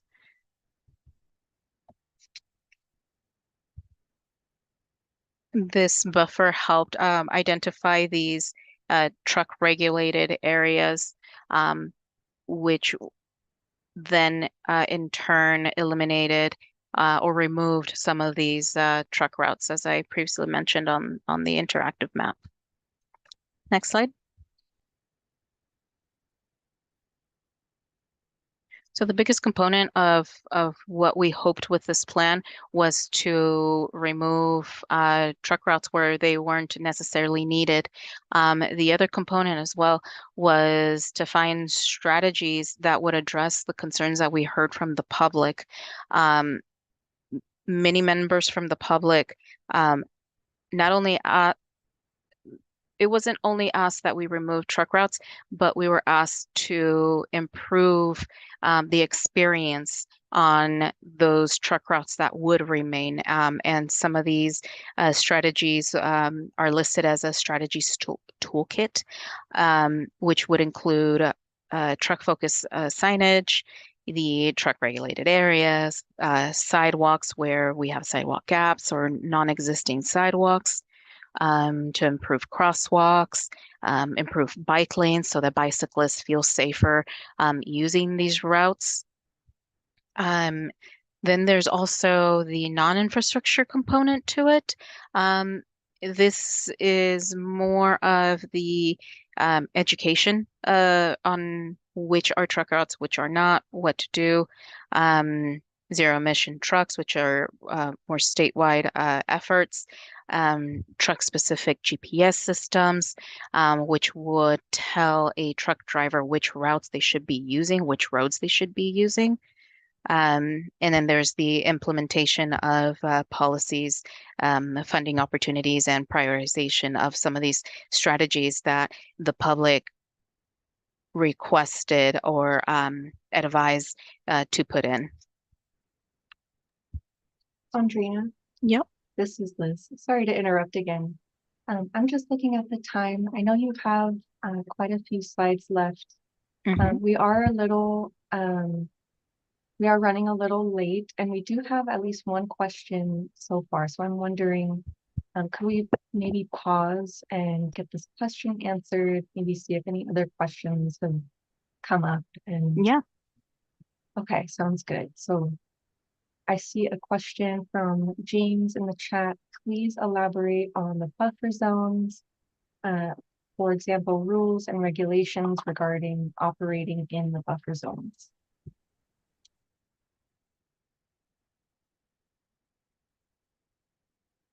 And I'm assuming it's in the chat so I can reread it. Yes. And I can read it too. Okay, please. Yeah, so James is asking if you could please elaborate on the buffer zones, specifically the rules and regulations regarding operating within the buffer zones. And James, I see you unmuted, so I want to give you a chance to share a little bit more. Yeah, it's a pretty basic question. So I see the buffer zones and I definitely understand why they're established. I just have a question. Is it a 100% no-go zone or again, the rules and regulations regarding within operating? I'm assuming we want to keep folks out of the buffer zones, but what if someone has a property they have to get to, like they have to cross through the buffer zone, or they like, what's the rules regarding either operating on a street that's not part of the route? Like if there's a business that's not on the route, but has to go to the route and cross through the buffer zone. I'm just trying to figure out some of these questions. Thank you, James. This is Andrina again. Of course. Okay, so the 1,000-foot buffer was a recommendation that came out of the health assessment. What that recommendation is to move that there should be a buffer, 1,000-foot buffer between sensitive receptors such as residents and a truck route. It doesn't make any recommendations on rules of usage within those buffers. It's a recommendation to maintain a buffer between residential, and a truck route. To address the other question about using a street, whether it's truck route or not truck route. So if a business is located along a corridor street that is not designated a truck route, that business is still free to use the roadway if their destination, their origin, is along that roadway. No, fantastic. And I had looked at the routes earlier, so that's what I had assumed I had read, but thank you for clarifying that. No problem. Thank you for your question. This is Liz. Thank you for the question, and thank you, Andrina, for pausing. I'll just ask again if there are any other questions or comments coming up from the CSC at this point. I know that was a lot of information and there is still more to be shared. So yeah, just want to make sure you all have some time. Thank you, Liz, for the reminder to pause and ask for questions. If we can get back to the slideshow. Next slide, please. Okay, the other important component of the truck study was the health assessment. And thank you for moving on. So the health assessment, which was done by the University of California, UC Merced, it goes through and acknowledges that Fresno County has some of the nation's greatest environmental inequalities, and that air pollution has, through the report, it goes on and links air pollution with health outcomes. The health assessment goes on and explains as well that there was two components to this. The first component was a citywide assessment, which looked at record information, whether it was with emergency room visits, data, demographical information. The second portion was a South Fresno community survey that was done by UC Merced and some partners there. Next slide.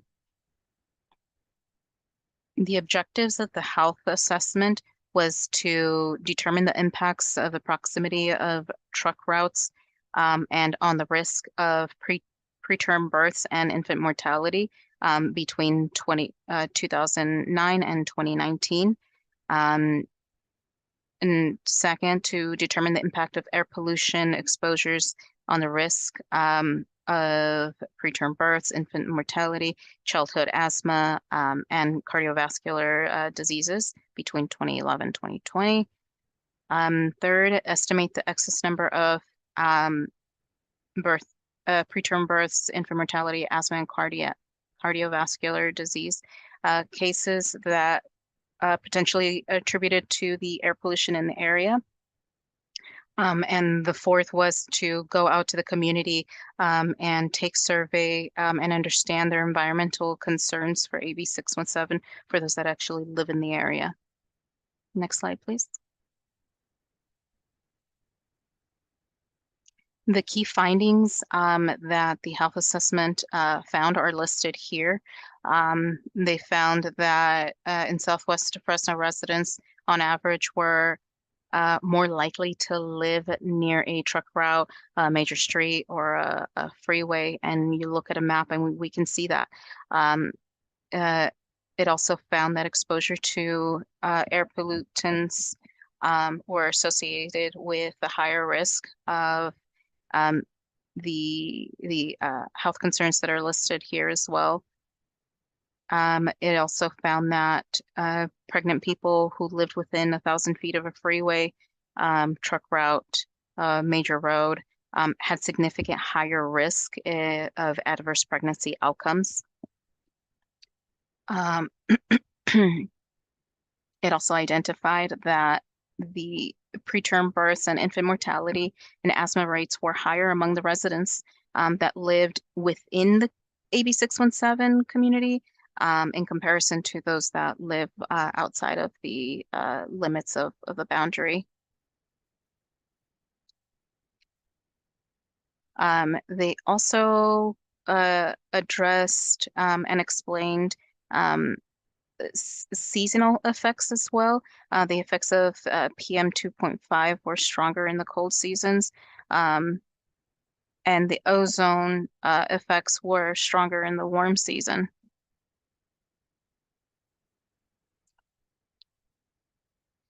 Next slide, please.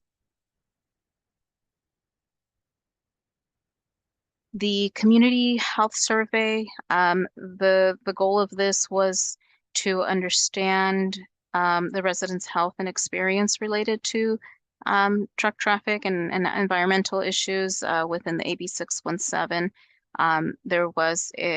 They reached almost 1,800 households and did surveys with them. The key findings are listed here. High levels of concern for environmental health related to the road conditions, which in line with the comments that we received during the outreach community meetings and during pop-up events and the stakeholder interviews as well. It revealed that residents support the redirecting of trucks away from local residential areas.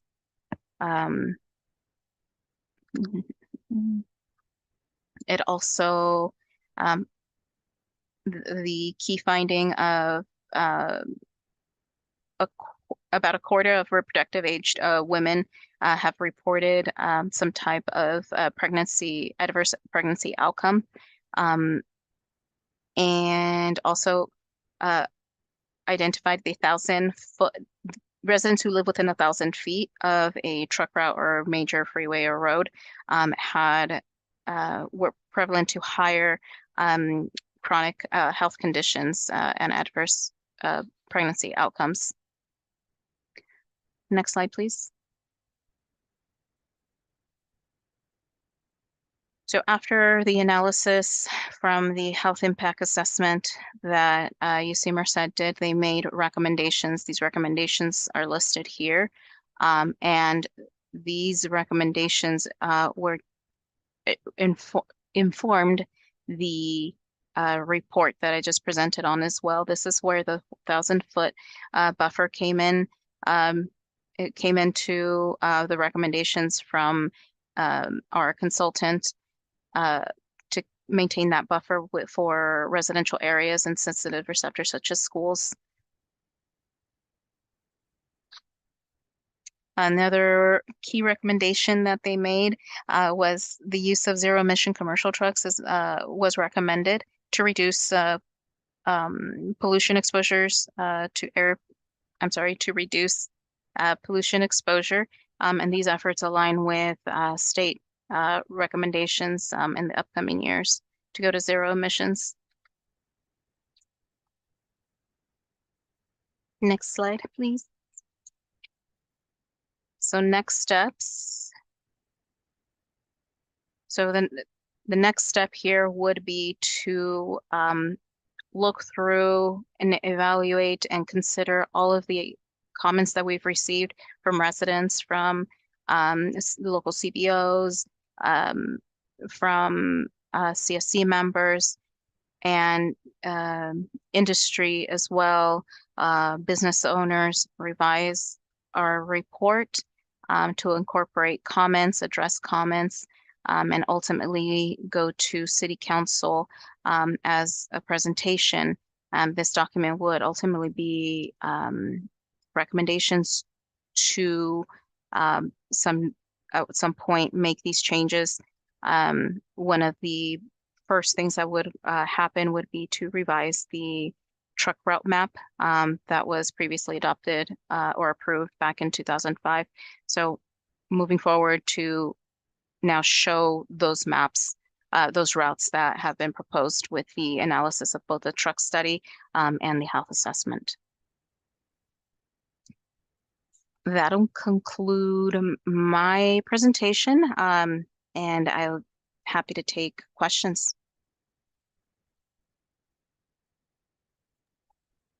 This is Liz. Thank you so much, Andrina, for coming here and presenting for the group.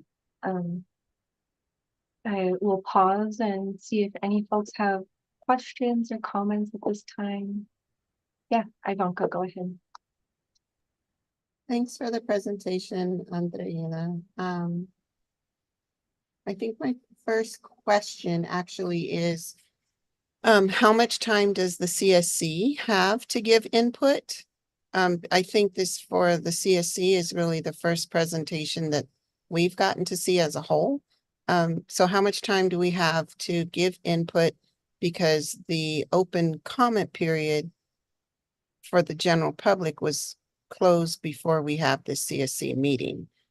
So I feel like this team, this crew that's on tonight has the right to have time to actually review it. And also, more importantly, the interactive map that we can see is really telling for residents to be able to actually look at it and say, oh, nothing has changed in my community. Matter of fact, is there actually more routes now in my community than there were before? So is there opportunity in those inputs that you're receiving from the CSC to readjust and still looking at those routes that you've presented tonight? Thank you, Ivanka, for your question. Yes, the comment period, which began May 10th and went through to June 10th, has ended. But I'm happy to take CSC members' comments in the next couple of days. If you can get them to me before Friday, that'd be great. We can add them in. We're still going through the comments that we've received so far. And if I recall correctly, we did share the draft report being out back in on May 10th when it was available to everybody else for commenting. And I do know that a few of you attended the community meetings where that presentation went more in depth to the report itself. And then the next question, I don't know if this is really a question, but it's more of a discussion comment for this group. Earlier, I had mentioned that the South Central specific plan is actively being in public for review. And the thing that this truck reroute, it may talk about buffers, yes, but there's no recommendations and there's no including in this truck study report the importance of zoning and the land use. So understand that while there may be regulated routes, there may be truck routes that are added, it is all at this point in alignment with what the technical advisory committee, which is made up of the city, the county, Caltrans, Fresno Council of Government, all the people that want to see South Fresno continue to be industrialized. They're not going to approve or advise for a truck study to go against a specific plan that is made for zoning for more industry. So I'm here to give everybody the bigger picture and make sure that we're not just siloed into looking at a truck study, but understand how that's directly impacting and how they are impacting each other, a specific plan. So my concern specific to the truck study is that you have spaces that may right now, when this gets adopted, state, oh, there's no more trucks that are going to be able to just be non-regulated. They're only regulated to go through certain areas at certain times if they have a business there. One of our other CSC members earlier asked about confirming if there's a truck business, if there's a business that needs deliveries, how are those trucks going to get there? So if they're currently there, yeah, the trucks are still going to go that route because that business is already there. But understand if the zoning in the specific plan right now might just be agriculture land that's blank, just bare, but they're still zoning it for uses that need heavy rigs to come through, Right now, it could be regulated and it's only a temporary fix, specifically along Orange Avenue, Orange Community School on Cherry Avenue, I mean, or where we're seeing, and Lilia can speak more to this, along Cedar Avenue, where open parking lots are used for the Amazon vans, right? So we can't look at this in its own, just as a truck study. The truck study is directly related to the land use. And if the land use is not included as what recommendations need to be changed in this report, then this report is not that helpful for community, or is it going to very long, in a long term, even protect the community? Because the moment a property is purchased for the purpose of being of anything that needs heavy duty trucks, then what was regulated is now necessary for that truck to go to that area, because you didn't actually zone the land near sensitive receptors to also be buffered from those heavy uses.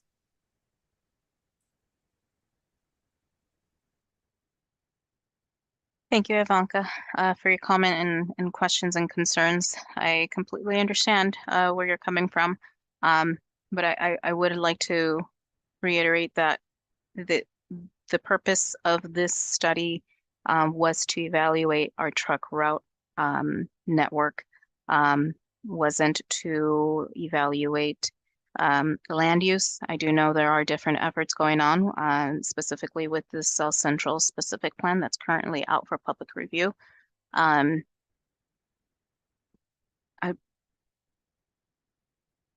If you'd like to be more involved and in those efforts, I'm sure you already have, or you already are looking at those. I understand your concerns, but this project was specifically scoped for just the truck routes themselves. And we can only look at what is currently existing as land use versus something that will possibly change in the coming months.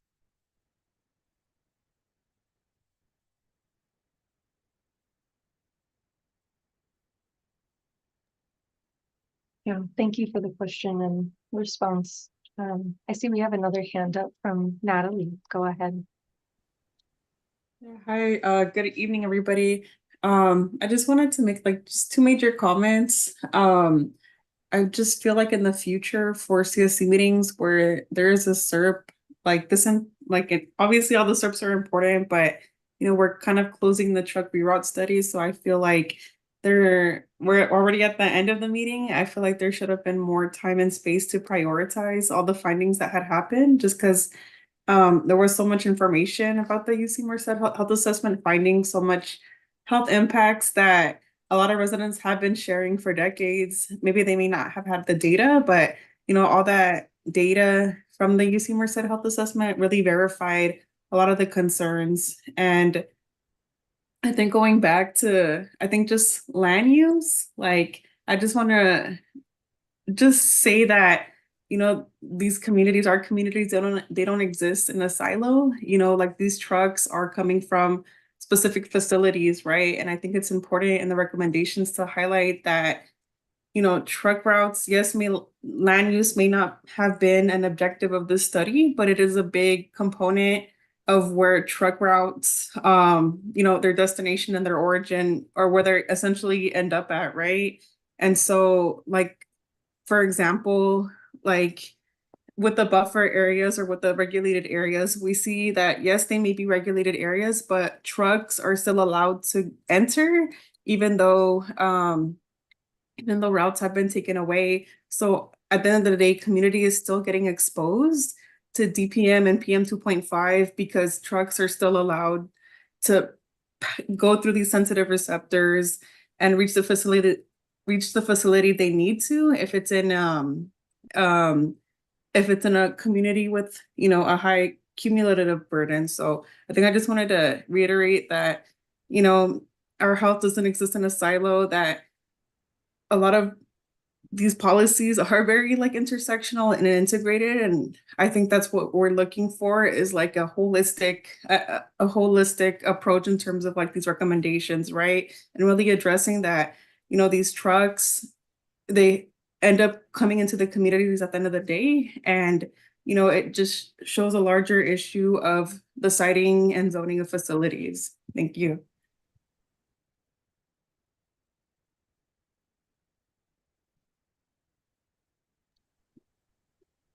Thank you, Natalie. And we hear the feedback too about the ordering of the meeting and should have given this more time. And yeah, thank you for that.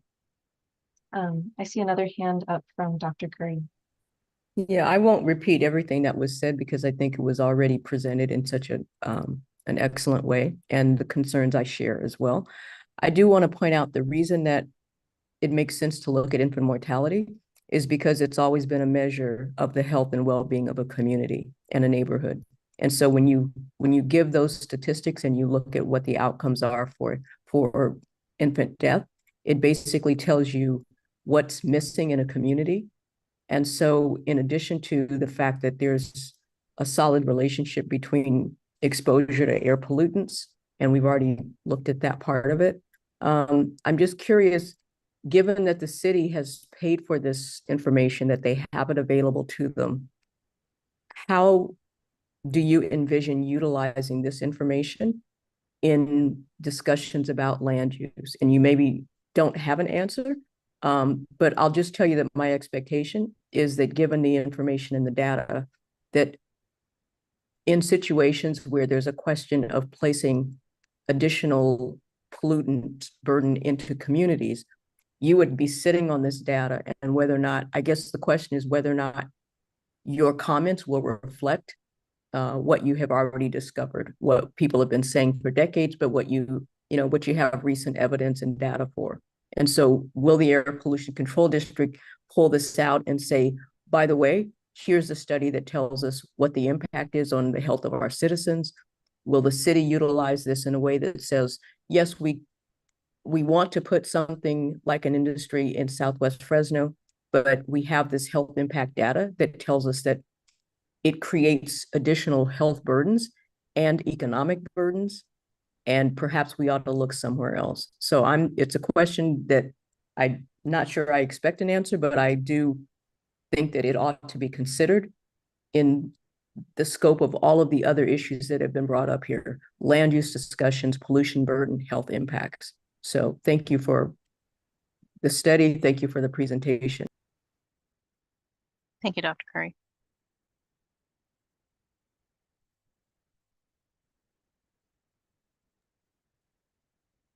This is Liz.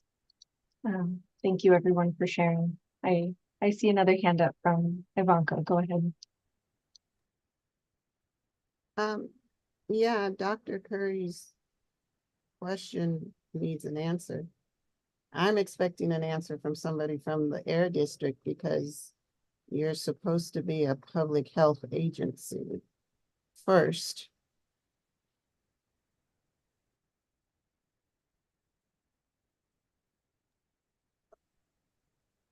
Yeah, hi, Ivanka. This is Ryan Hayashi, and yeah, I mean, we definitely looked at those, and similar to the information that we've had in the past, we prioritize making comments on land use projects, especially within the 8617 boundaries, and using the information that we have to help inform those recommendations that we have for projects. And this is very much a situation where it is important to engage and share thoughts and concerns about individual projects and things that should be considered if on future projects. It's kind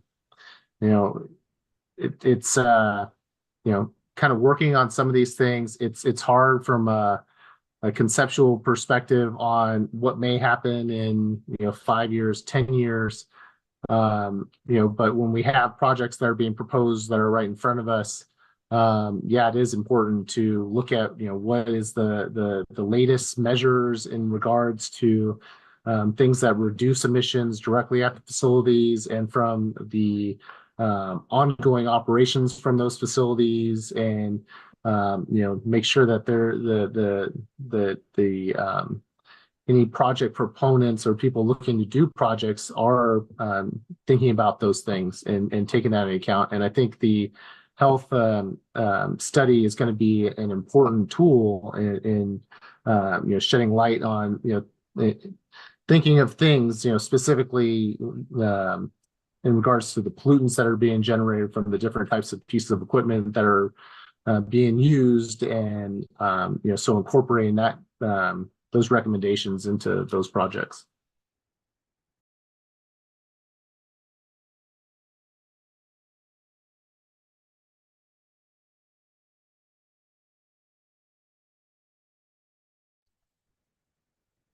This is Liz again. Just want to pause and see both Ivanka and Dr. Curry. Do you have any follow-up questions? Just want to make sure you get the response that you need. I would just, No, I didn't get a response, and I don't think that I've gotten a response to that particular question for, I guess, the last couple of years. I feel like this has been an ongoing issue, clearly, and that when there are issues that come up and there are specific cases that come up, my question was whether or not the city or the air control district or any other agency that has access to this information is going to use it on behalf of the community. And so that's the simplest question. And I guess the simplest answer is yes, we will, or no, we will not.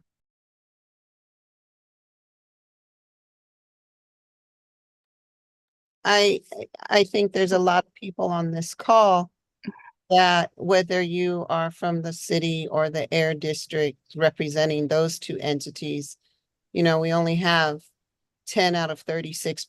Well, originally originated with 36. We're down to 31 participants tonight, but a lot of those are also from state agencies, as Dr. Curry just stated. And so what's very disheartening, but not new to anyone who understands how history works, is that we as community come forward to public agencies who have the ability to not point the finger at somebody else and say somebody else has authority and it's not my authority. But when you are given, the whole point of doing a health assessment is that most sciences, unless you're dealing with some types of statistics that can change and manipulate numbers, but most sciences is based in facts and data. And so when communities of color, that everybody likes to throw around the words of disadvantaged communities and want to stay away from the scary word of environmental racism, but when you're given facts like a health assessment, that is scientific proof of what racism is. Yet in the face of that, we're still just going to completely deny and not fully use, as a humanity, as a group of humans, whatever department you're from, as a group of humans that should be putting health and promoting health first, we're going to just sidestep it. And so the frustration is, like Dr. Curry just said, we have an opportunity. You have this data. The data is very specific to a region that you didn't, out of all of California, we got selected for winning at the worst. And still, even with this data, it's like, oh, this didn't have anything to do with land use. This only had to do with a truck study. Really? No, we all know it's interconnected. And so the fight to continue like it has before, decades before my generation and for the decades after me. It's just unfortunate that we can have a group of people that just want to just ignore science. We're dealing with scientific facts, and nobody wants to use the power in that.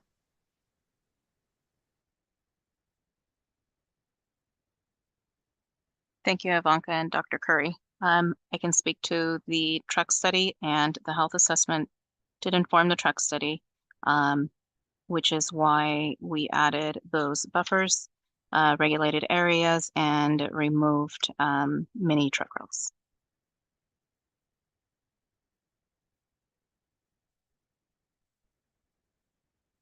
Yeah, and from the air district perspective, like I said, the health study will be used in helping us make recommendations on, you know, things that need to be considered for individual projects. So it definitely does help inform, which is why it was important to do.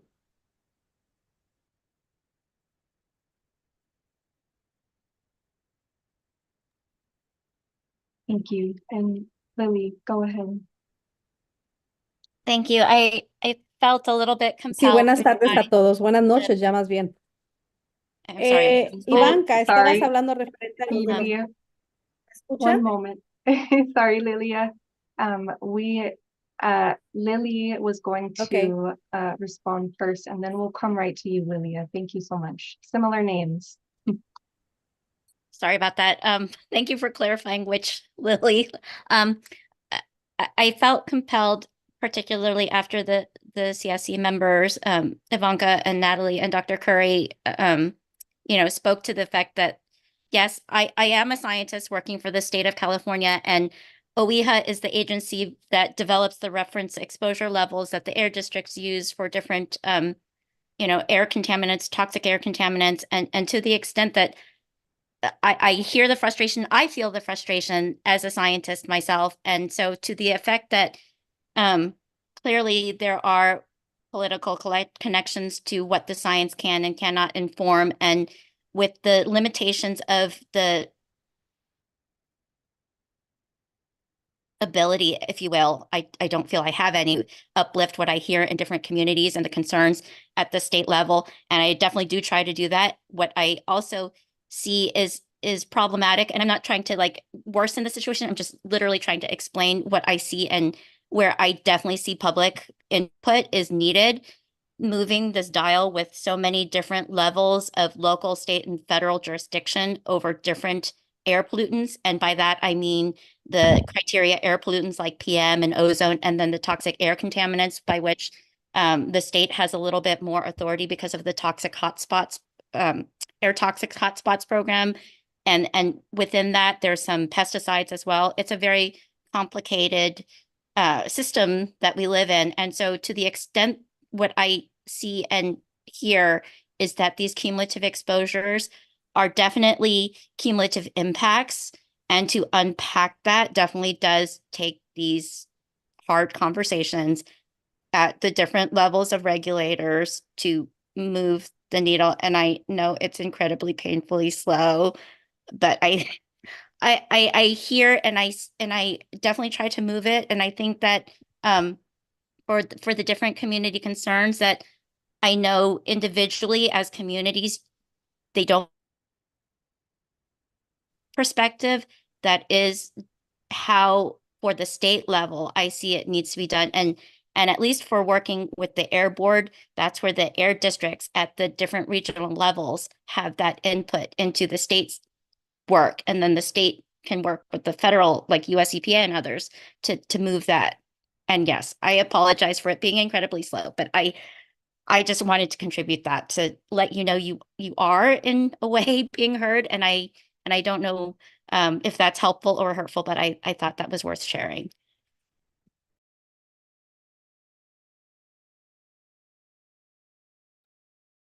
This is Liz. Thank you so much, Lily, for adding that perspective. I do think it was helpful. And thank you, Lilia, for being patient, and would love to hear your comment now. Sí, nada más es algo simple. Quería darle seguimiento a lo que dijo Ivanka hace rato, nada más que no quería interrumpirlas. Es referente al tema de con la compañía de Amazon. Gracias a Dios y al equipo de ustedes también y a todo lo que hemos hecho, ya se removieron de aquí de nuestra área, ya no están. Entonces, ese es un seguimiento. La segunda es que nosotros estamos por terminar la data. Ivanka está hablando de los camiones, nosotros estamos hablando de las basuras.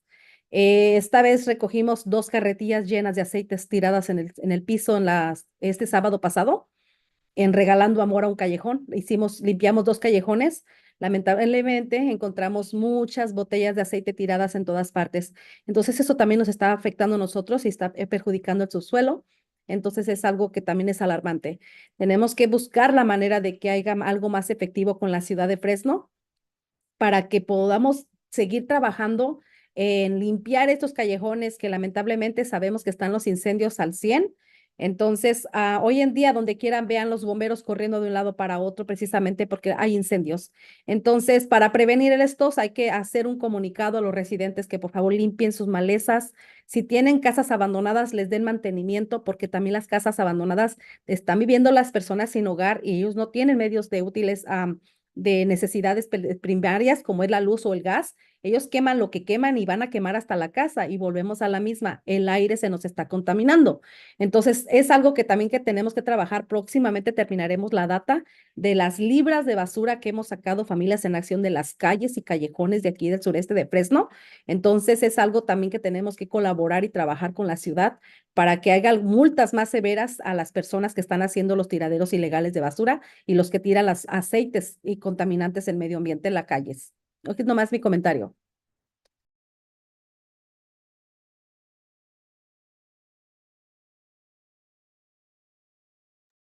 Thank you, Lydia. Yeah, go ahead, Ryan.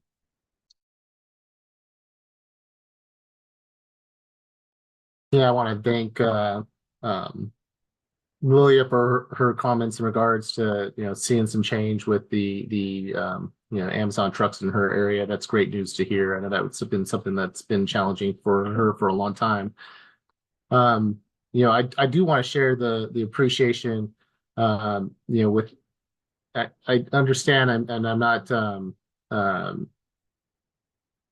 not questioning any of the comments that were made. I think they're all true comments and the concerns are real.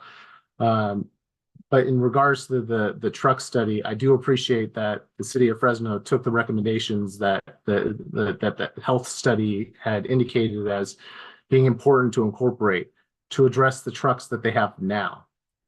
That's an issue we've been hearing from people like Lily in regards to the truck study, is the impacts that the residents are facing right now. And in looking at the study and looking at the removal of over 30 routes in the areas within the community, I think that was important, and diverting those away from the residential areas. I understand the other points about if there's still businesses that they have to drive through, but this is still still going to result in fewer trucks in those neighborhoods, and that was definitely one of the goals, is finding a way to decrease the number of trucks that were going down the roads right in front of people's homes and impacting them. And so understand all the other issues. Like, there's still a lot of work to be done. It's not like and definitely not looking to say that all the work has been done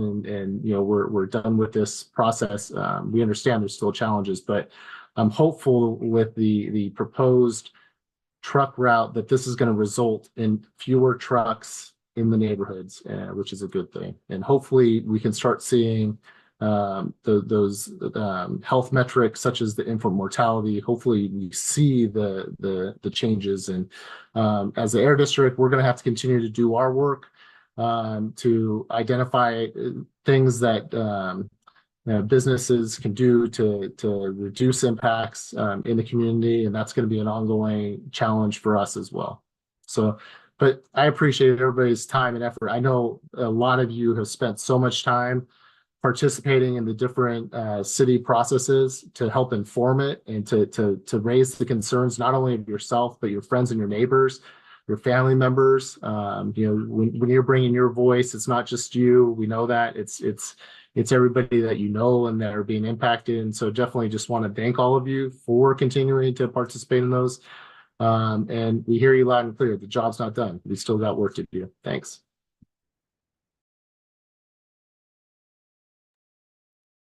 This is Liz. Thank you, Ryan.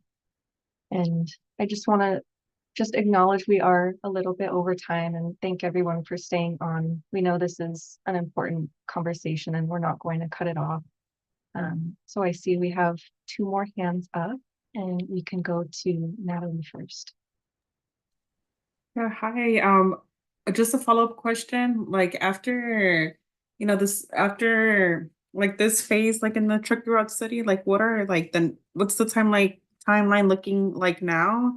And then my other question, or I think my other ask is like, this report or this plan is gonna be something that's presented to city council, but I really do think it's really important to stress the public health impacts, specifically that the UC Merced Health Assessment found, so that, that is really clear and, shown to city council exactly like, the impacts of like their land use decisions. But I think it's really important to really highlight all the negative impacts or all the negative health outcomes that, that this study really showcased at city council.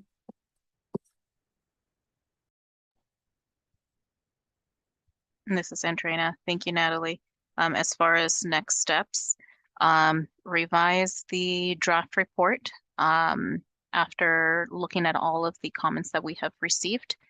Revise where it needs to be revised, adjust where it needs to be adjusted, and then ultimately take it to City Council for presentation. We are currently shooting for mid-August, and I believe that's the 15th. They have a council meeting on that date. And thank you for the recommendation and the suggestion on stressing the health assessment findings.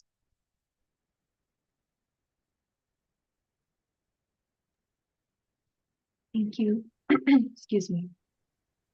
This is Liz, and we can go to our other hand, Araceli.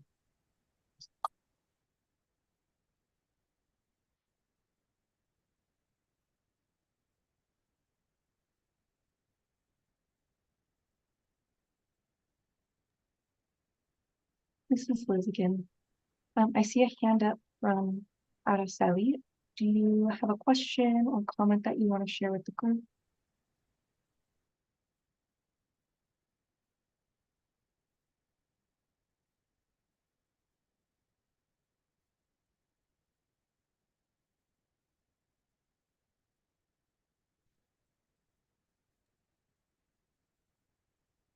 You are still muted if you're trying to speak. Oh, no? Okay.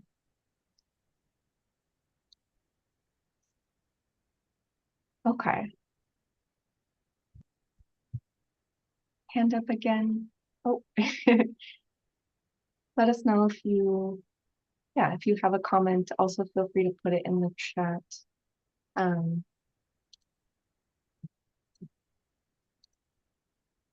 Yeah, I'm not sure if you're trying to unmute, but we can't hear you. I think, if you do have a comment to share, maybe if you could put it in the chat for us and we'll read it out loud. Oh, okay. Okay. Yeah, I see that. Thank you. And I will ignore the hand that keeps popping up. Hi, this is Eric. Oh yeah. My question is for the Air District. I just want to kind of go back to just kind of reinforce Ivanka's statement she made around just the agency serving as a public health entity. And I know the city of Fresno is also undergoing its climate adaptation and environmental justice plan. And I don't know if anyone from the Air District was at either of their community engagement events, or if the Air District is providing comments or has provided comments. But I just feel the need the Air District has such an important voice in that process. And I just don't recall if I've seen anything from the Air District related to that item. Yeah, we are definitely paying attention to it, Eric, and I'll check in with the team and see what we have provided so far. All right, thank you.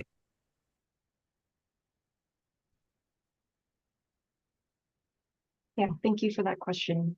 And we'll add that to our action items. Okay. I just want to acknowledge that we are about a half an hour over our time. I don't see any questions coming up right now, so maybe I can transition us to closing out our meeting. I think we can send all the standing updates. I think we only had one update for tonight, but we can send that via email. And the action items from tonight will also be sent via email, so we won't review them. But as always, please do review the follow-up materials or the action items that are sent out. And if anything is missing or wasn't captured correctly, please do reply back to the Air District and let them know. So at this time, I will transition us to officially closing out our meeting. I just want to thank all of the agency partners for being here. I want to thank all of our CSC members for being here and still engaging in these difficult and frustrating conversations that, you know, the fight will go on, as Ivanka shared earlier. And just want to wish you all a good night. Before we close out officially, I will actually just share my screen very quickly with some information about our next meeting.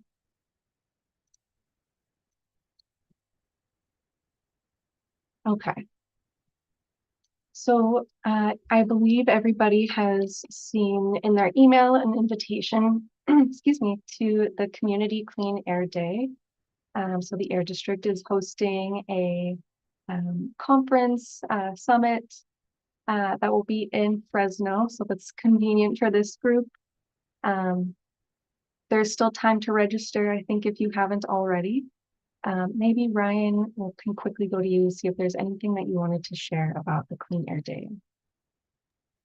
No, it's really centered on community voices, and we're looking to bring people from all communities throughout the valley that have been involved in not only AB 617, but also local community emission reduction programs and other community voices all together to discuss like ways that we can do things more effectively. And so, yeah, like Liz said, the application is still open. And if you haven't and you would like to, please do so. We are looking to close that tomorrow. So at the end of the day. So if you haven't registered and you're interested, please do so. Thanks. Thank you, Ryan. And yes, we hope to see as many of you there. Yeah, our facilitation team will be there too. So that'll be a great opportunity for some in-person networking. Just to continue on with the announcements, our next CSC meeting will be August 14th. Some of you may remember that we typically take a break in July. Many people are out of town, and I think there's a conflict with another meeting. And since there's also the Community Clean Air Day, which also CSC members or residents who are a part of the stipend program are still able to get a stipend for that meeting. So there's a few reasons why we won't be meeting until August. There will be opportunity to provide feedback on the August agenda as usual. So do look out for that in your inbox.